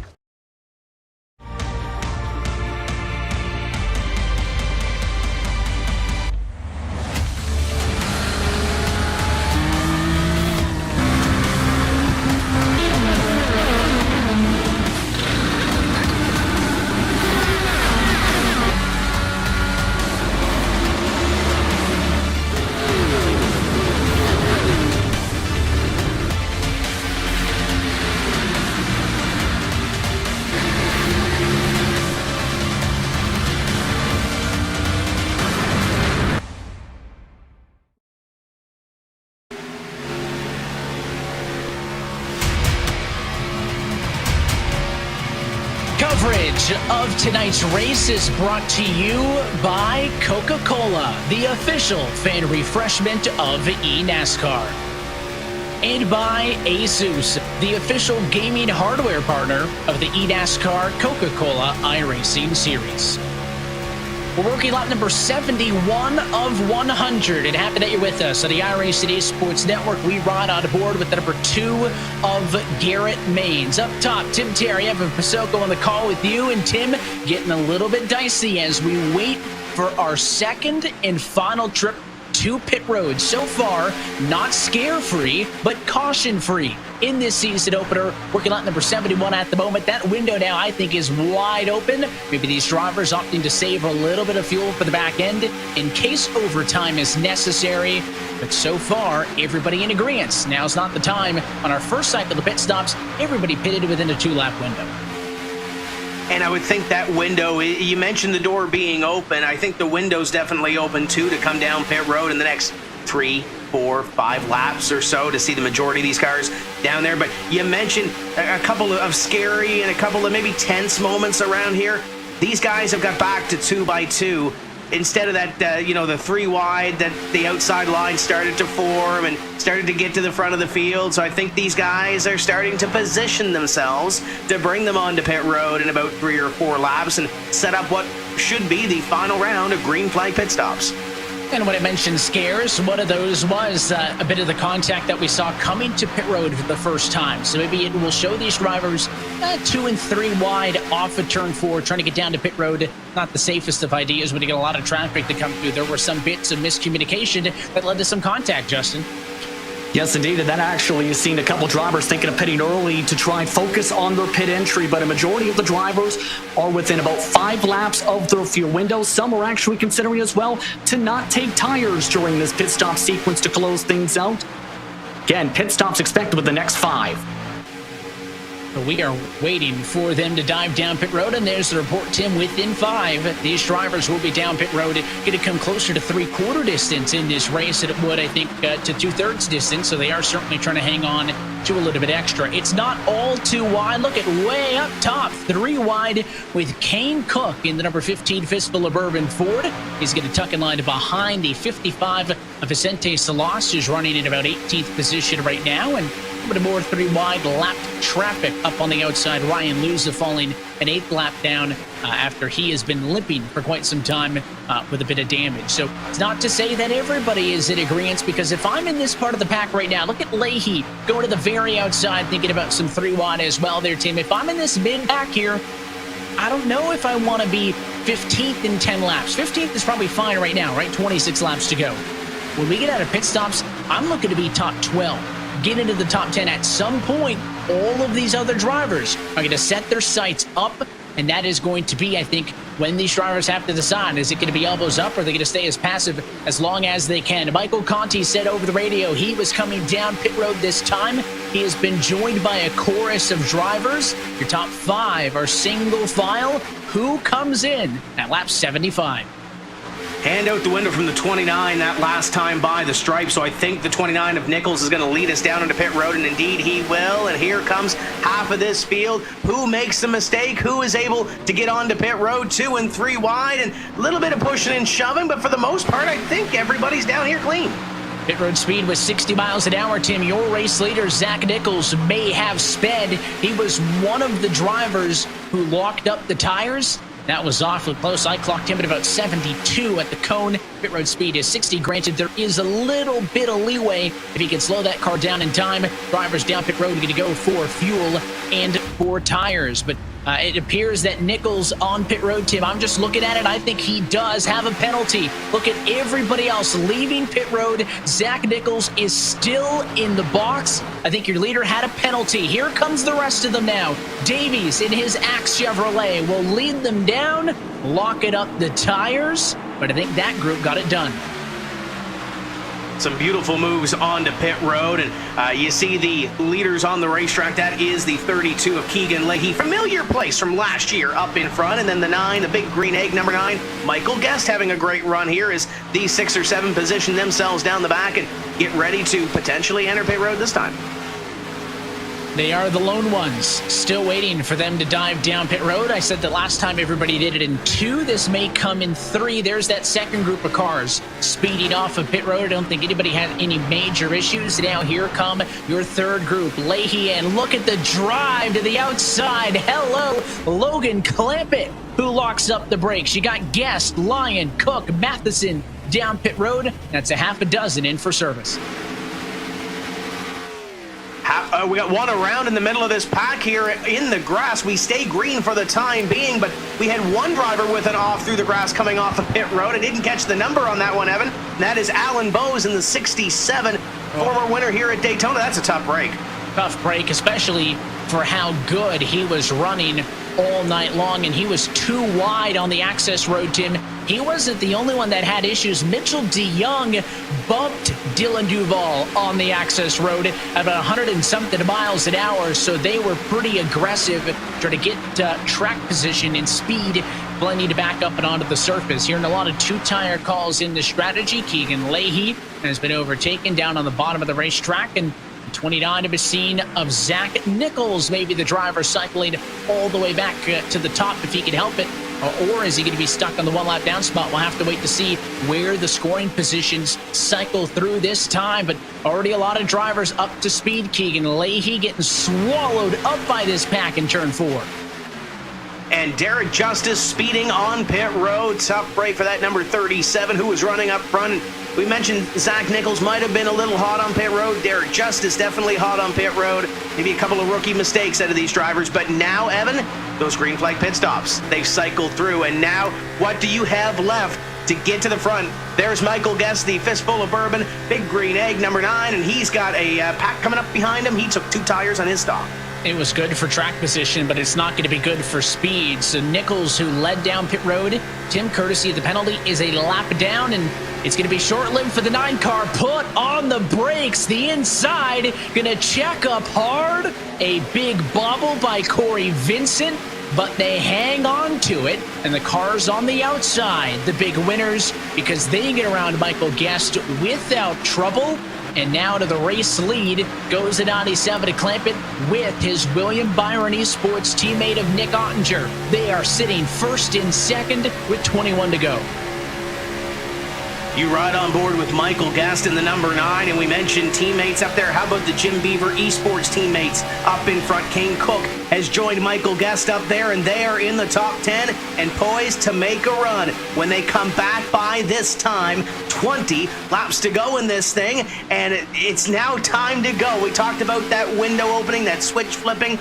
You now got to position yourself for a shot at winning at Daytona and lock yourself into the playoffs. It is absolutely go time. To the very outside, Kane Cook going to be working with the 18 of Femi Olat. There's a late slide up top. Graham Bolin wants to work with them as well. It is gloves off. We are fighting for not only a race win, but for the first time in the 12-year history of this series, a guaranteed spot in the playoffs. The driver who wins this season opening Daytona 250. Conti leads the bottom. The 97 to Clampett leads the middle, and it's the 10 car of Bolin on the outside. Bolin has been at the front, led laps, and now he's trying to take that outside line with maybe a little help from Ottinger. Oh boy, that car got a little light in the back end. He may have had a little shove from that number 10 of Graham Bolin. 3 wide for the lead. Michael Conti to that inside, and now the William Byron Esports teammate is going to be side by side as they climb the bank and 1. And here's your onboard cameras, left-hand side of your screen with the teammates on the front row. Clampett, Ottinger. I wonder, Tim, if that move by the 25 of Ottinger to the outside was by design, right? It's good having cars bumper to bumper, yes, but I wonder if having cars controlling 2 of the 3 lanes is even better. And of course, they have a technical alliance with that 8 machine, a Michael Conti down on the very inside line. So they're cruising right now in control of all 3 lanes. Going to be awfully difficult for somebody like the 2 of Mains, like the 9 machine of Michael Guest to get around a trio that is seemingly working together. So if you're sitting in the car of the 9 of Michael Guest or the 2 of Garrett Mains, you're trying to get by these 3 up in front, albeit that outside line is starting to fall back a little bit with Nick Ottinger. Might open the door for Garrett Mains to go high if he can get clear, but Evan, if that happens there's the 2 roommates on your screen. Logan Clampett, Michael Conti, racing from the same room and racing 1-2 right now. It's always good to get by with a little help from your friends, but if you're running all 3 lanes, does that force the 2 and the 9 to maybe get a little aggressive and maybe let the rough side drag and potentially force a mistake? I think you have to, right? At some point, they're going to get desperate real quick, and you mentioned maybe that outside of his opening. That's your concern. If these 3 can stay side by side by side, they're good. Unless someone's going to try to force a 4th lane, they can't go underneath you through the double yellow line as you take it on the board. Look there with Clampett, looking out the left-hand side, the driver's windows net over to Conti. If you don't give them an opening, they can't really do anything when you're occupying all 3 lanes. So you just need to hope that somebody doesn't either get too far out ahead or too far behind. So at some point, it could be the 9 of Guest. It could be the 2 of Mains. It could be the 10 on the outside of Bolin. At some point, someone's going to say, listen, I'm not going to sit around here and push you all to the win. Someone's going to push hard, try to get somebody out in front, and then try to create an opening. You're looking off of the back of Derek Justice. He will get down to the apron to get out of the way as he falls the 2nd lap down and leaves that space up top for your race leaders, who are 3 wide, 6 rows deep. The thing that kind of concerns me is that outside groove, Evan. The 25 of Nick Ottinger has fallen back a little bit. A couple of laps as you start to see a little bit of that sense of urgency in the middle of this pack. But if the 25 of Ottinger continues to fall back, if he falls back deep enough, it might allow the 2 to hop up to the outside and make the move. And then it's kind of game time to try to figure out if you're Ottinger, do you push him? So there's plenty of different strategies, different agendas that could very well play out in this thing. We'll find out in 15 laps who ends up in victory lane, but Michael Conti to the inside. I know he didn't get the Clash finish that he wanted to, but right now he's up in front. And how about Matt Busa? Great to see him in the Mode Motorsports number 75, and you see him in the draft. He's up there with Brad Davies. He's well a part of this picture, and he could very well win this thing tonight. Yeah, haven't talked much about him tonight. Started in the 31st position inside of the top 20 now, but he is behind all of the 3 wide. You can see he and Brad Davies there just in front of him in the 88 Chevy. They're both kind of taking stock of the situation, thinking, how on earth am I going to find a way through this? But Tim, the outside continues, I think, to be that weak point. It is the most difficult lane to be consistently up-fronted. We talked with Zach Novak earlier. He was telling us how he was involved in an incident and said, listen, I was probably pinching a little bit, but you're kind of hoping and assuming that the guys at the bottom are going to hold the line. Well, that outside has been side by side with Clampett, with Conti. They've also at times been almost a car length behind. And that could be the chink of the armor. If they fall far enough behind for a Garrett Maines to get in front of the 25, then that control of the front rows are gone, right? The 2 could slide down for the race lead, and it could go crazy from there. But somebody going to have to make that move. You could also think, let's say these drivers stay in control to the last lap of this race. At some point, roommates, teammates, doesn't matter. You all can't get a ticket to the playoffs here tonight. Only one driver can. So at some point, even those alliances will become fractured and frayed. I don't think it's yet, though, with 13 to go.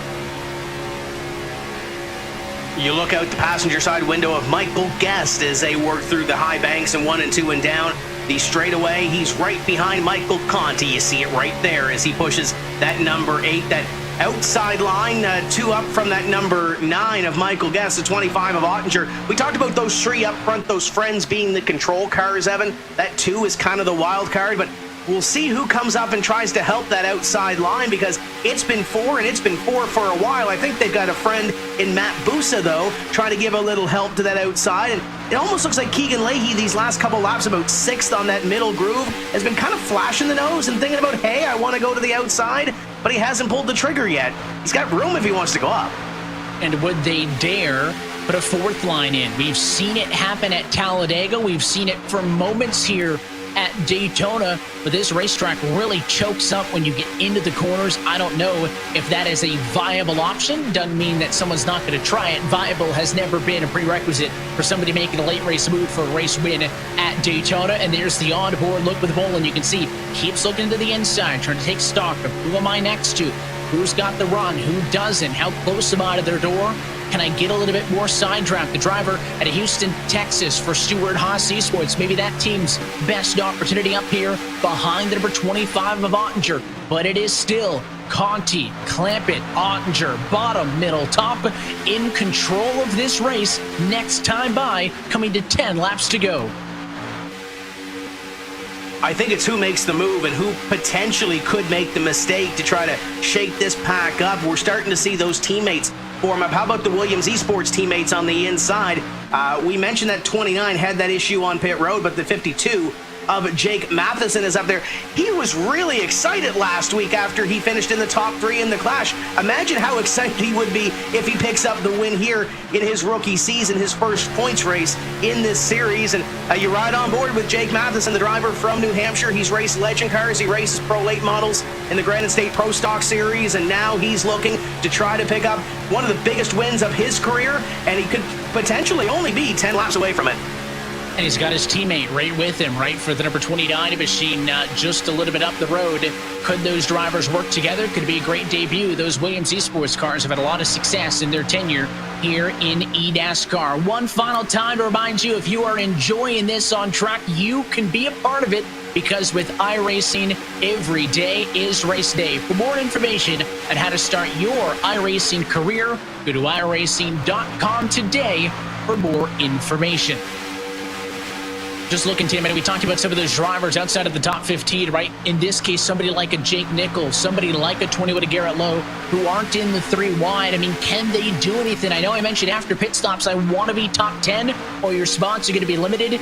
If you're not in this 3 wide, there's just no way to go around all of them. If those drivers start pushing and getting desperate, it could start a kind of accordion effect to push everybody up into the car in front of them, and it could get real ugly. How bad do you want it? If you see a car length of a gap, do you go for it? At this point, I know we talked about give or take a little bit earlier. There is no giving anymore. These drivers get to fight scrap for every inch. That time by the advantage to the middle of the racetrack by 2/1000ths of a second for Logan Clampett. You've got the cards now. You have to see what you've been dealt and put them all on the table. Go all in and see what you have. Look at that 2-car. Get that run on Nick Ottinger in the 25, the 2 of Garrett Maines. Trying to get that run just enough to pull up ahead of Ottinger, but can't seem to get clear as they work by Schoenberg on the inside line. Tough break for the veteran of this series, but the 8 of Michael Conti trying to get that Daytona win here in 2021 to kick off the season, but it's starting to get tight up in front, and Conti drove all the way from the back of the field, started 38. Michael Guest up here as well. He started in 34, so there's some drivers here that have moved tonight. Yeah, there's 4 drivers in the top 10 right now. Actually, 5 drivers, Tim, in the top 10 right now that started outside of the top 30. There was only 1 driver who started top 10 in this race. That's there now. And that's Logan Clampett, who started in 9th position and runs in 2nd. It has been the race of the comers and the goers. Most of those big passes have come, though, based on executing pit strategy, getting down to pit road A cleanly, and B, getting off of pit road with other cars to build the draft pack quickly. That has been the key that has allowed a lot of these groups of cars to make moves here in this race. This time by 6 laps to go from Daytona. Thought maybe there was a peek to the outside by Maines. It doesn't happen. Don't forget, he's got a bit of right side damage on the back end of that car. That could hurt him. Corey Vincent into the mix. His Coke Zero Chevy, 4th in line in the middle with a little bit of damage. Doesn't appear to be hurting these cars that much, though. Conti still on the bottom. This is an incredibly tight pack all the way back to Matt Busa. Your top 16 cars separated by less than half a second.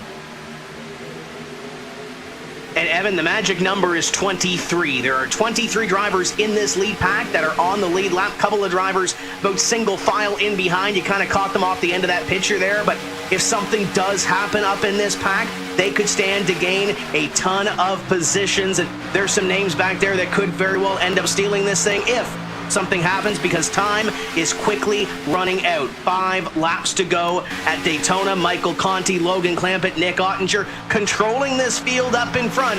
Who else makes the move?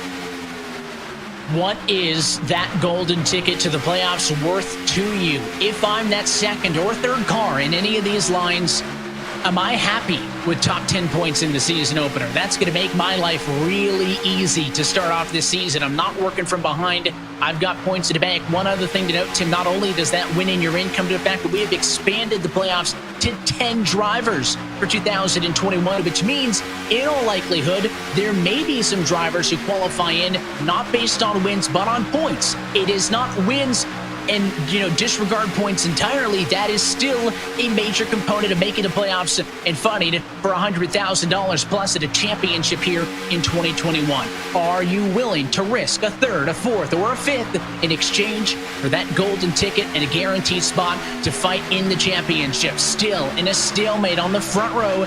Next time by, coming to 3 laps to go. Will it be shades of 2020?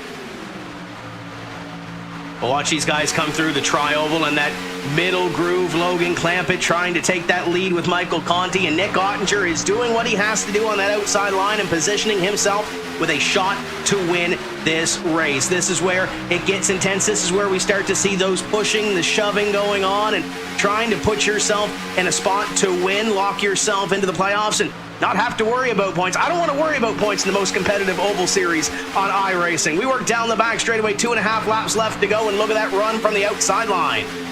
They come, they go, they come and they go. It is still Michael Conti on the bottom, the 97 of Logan Clampett in the middle, and your defending series champion, the 25 of Nick Ottinger, to the very outside.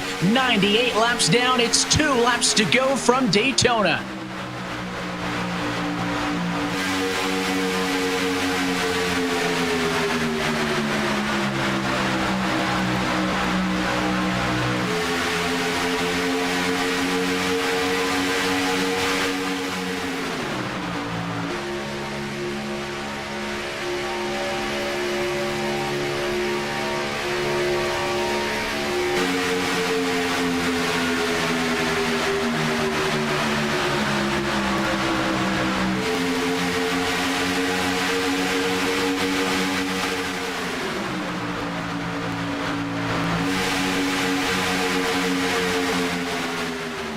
white flag presented by iRacing. It'll go down in the scorecards as a caution-free season opener. But do they all make it to the end of this race? The advantage was slightly to Conti on the inside.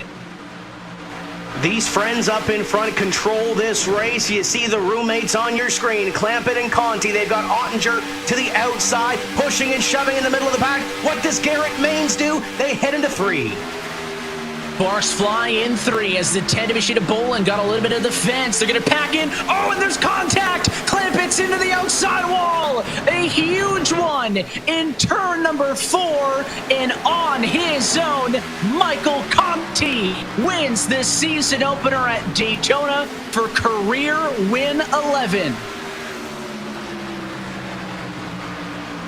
Evan, we saw the emotions from both of those drivers coming off at turn 4. Conti is happy, pumping the fist. Logan, another gesture that wasn't very happy. Let's put it that way. After running up front for so long, and that happens on the last lap. But Michael Conti, former series champion, and now he's got to breathe a little bit. He's locked into the playoffs. He will fight for a championship, trying to become just the second driver to be a multi-time champion. Remember, Ray Alfala is the only driver to ever do it, winning in 2011, 12, 16, and 18. Conti, your 2014 series champion, would like to add his name to that list. Tim, he has been oh so close for the last several seasons, and in 2021 he'll have another real good look because a win locks him in to the postseason. He'll bring it around in one piece to get the celebration underway. This winning moment is brought to you by Coca-Cola, the official fan refreshment of eNASCAR.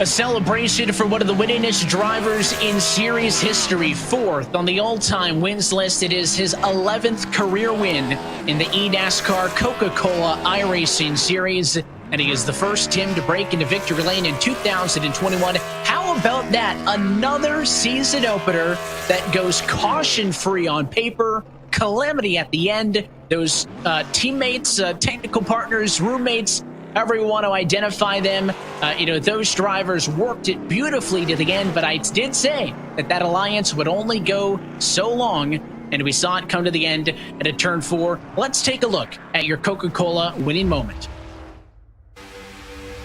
And the move of the race here, Evan, is going down into corner number 3. They looked good right here, and then the bomb kind of goes off, and watch Logan Clampett go around, little contact from the 9, and then everything ensues behind the 8 of Michael Conti, and Conti able to get scot-free home, and he takes the victory. You can only imagine some of the drivers who were so close to a win that don't even get a good result at the end of this one. We asked, is it worth gambling away top 5 worth of points to go for the win? I think the resounding answer to that question was yes. They went for it. We'll see how they feel maybe in a week's time when they reassess. Let's take a look at your Coca-Cola full race results. The final margin of victory, 0.4 seconds in favor of Michael Conti over Michael Guest, who comes home in second. How about debut performances for Jacob Matheson and Isaac Gahn inside of the top 5? Bobby Zelensky, Casey Kerwin, along with Vicente Salas. You got Chris Shearburn and Brad Davies. 2 Junior Motorsports entries bookend the top 10. Your pole sitter from tonight, Mitchell DeYoung, going to finish in 11th. Femi Olot in 12th. Garrett Maines, Graham Bolin, both ran up front. Jake Nichols in 15th place. Matt Busa, Keegan Leahy, Kane Cook, Garrett Lowe, and Logan Clampett from the front row, contending for the win. 20th at the end.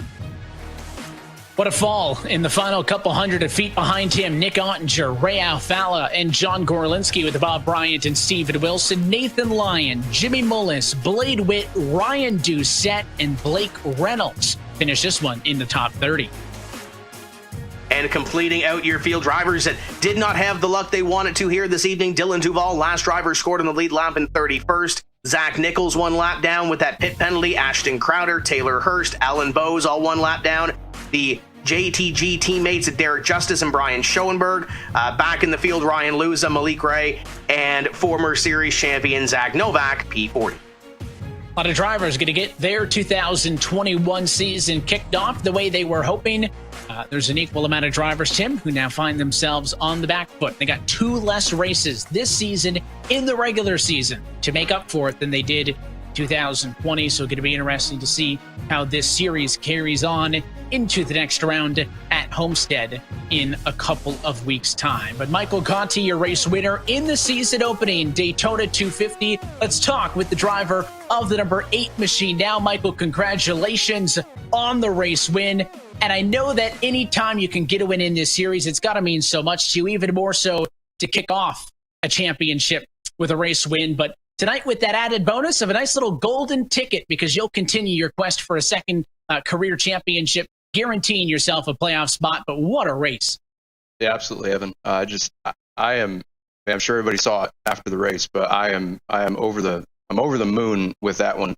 Anybody that knows me can tell you that plate tracks are not my specialty. I admittedly don't know what I'm doing half of the time, but going to the race tonight with everything that Dale and Junior Motorsports, Chad Wheeler, everything that everybody has put behind me in this offseason as far as equipment and support, I knew I had to step up my game. And in years past, I played it safe. I stayed in the back, and then we'd get to the end and it'd be 3x3 and I couldn't go anywhere. So tonight we almost did the same thing, qualified poorly, got a bad gust of wind, started in the back and was going to play it safe.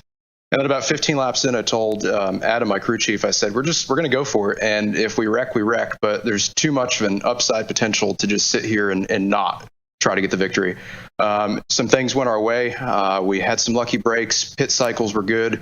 And a hell of a push by Michael Guest there at the end. I can't thank him enough. Without him, definitely would not have been able to pull that off. So super excited to get the victory. Really excited to not have to worry about winning or pointing my way in for the next several months here. We can start to go on a different tangent with setups and going out on a limb a little bit more. So it's going to be a lot of fun for us, but super happy to get this 8 car in victory lane and really excited to get on to Homestead now.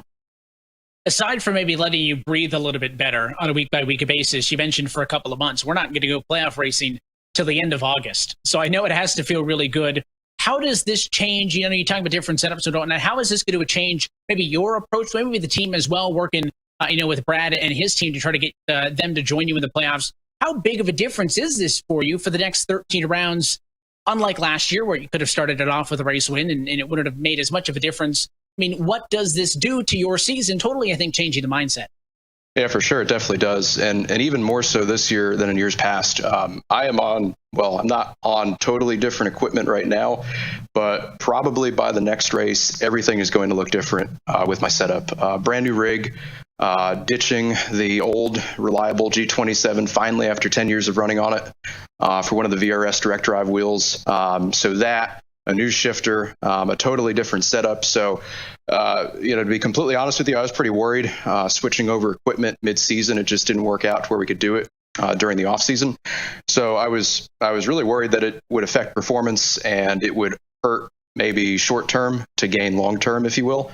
But now with the win out of the way, obviously we can really try some different things with equipment and settings and just getting me comfortable on this stuff. So when we get to the playoffs, I've worked the bugs out of everything and I know where I stand with the equipment I have in front of me. So it's going to be a big change after running the same stuff for almost a decade now. To go to completely different equipment is scary, but obviously getting the win here tonight makes it a little bit less challenging. Coming into this race, there weren't many things that you could not say you have done. You can now call yourself a Daytona winner in the eNASCAR Coca-Cola iRacing Series. Mike, thanks for chatting and congratulations. Hey, thanks, Evan. Appreciate you guys doing what we do every week. Race winner in this Daytona 250, Tim. And right there in that mixed slate was Michael Guest, who comes home in second. You're standing by with the driver of the 9 car. Yeah, great to see Michael Guest in those brand new colors come home in position number 2. And we'll chat with the driver, the big green egg number 9. And Michael, you ran 4th for most of the last 20 laps or so. How relieved are you to come home in one piece in position number 2? You know what? It feels great because the last season and a half or so has been filled with so many wrecks that I've been involved in on the last lap that it sucked that whatever happened on the last lap happened, but I'm so happy that I wasn't involved in it. because I was looking there and I was counting down the laps and I didn't have too much fuel, so I was really hoping we didn't get a caution. And when we took the white and I took a big sigh of relief, and then that happened, so very satisfied. You mentioned a little bit of the struggle here the last year and a half or so, but you're on a new team, Jim Beaver Esports, big green egg on the side of this race car. How happy are you for this breath of fresh air, and especially to kick it off with the momentum at Daytona? Oh yeah, of course. Like I said, the last year and a half or so have just been filled with wrecks that I feel like I really shouldn't have been a part of. And to get this season started off on the right foot is just amazing. I feel like I played the strategy as perfect as you could at Daytona, and everything just worked out. Well, congratulations on this run this evening. The big green egg number 9, Michael Guest, comes home in position number 2, and we'll slide over and chat with our third place finisher, a driver who was on the podium last week as well in the Clash. Jake Matheson comes from the back 36th place to finish in position number 3 here this evening. And Jake, how much of a relief is it for you to come home with a top 3 in this points race?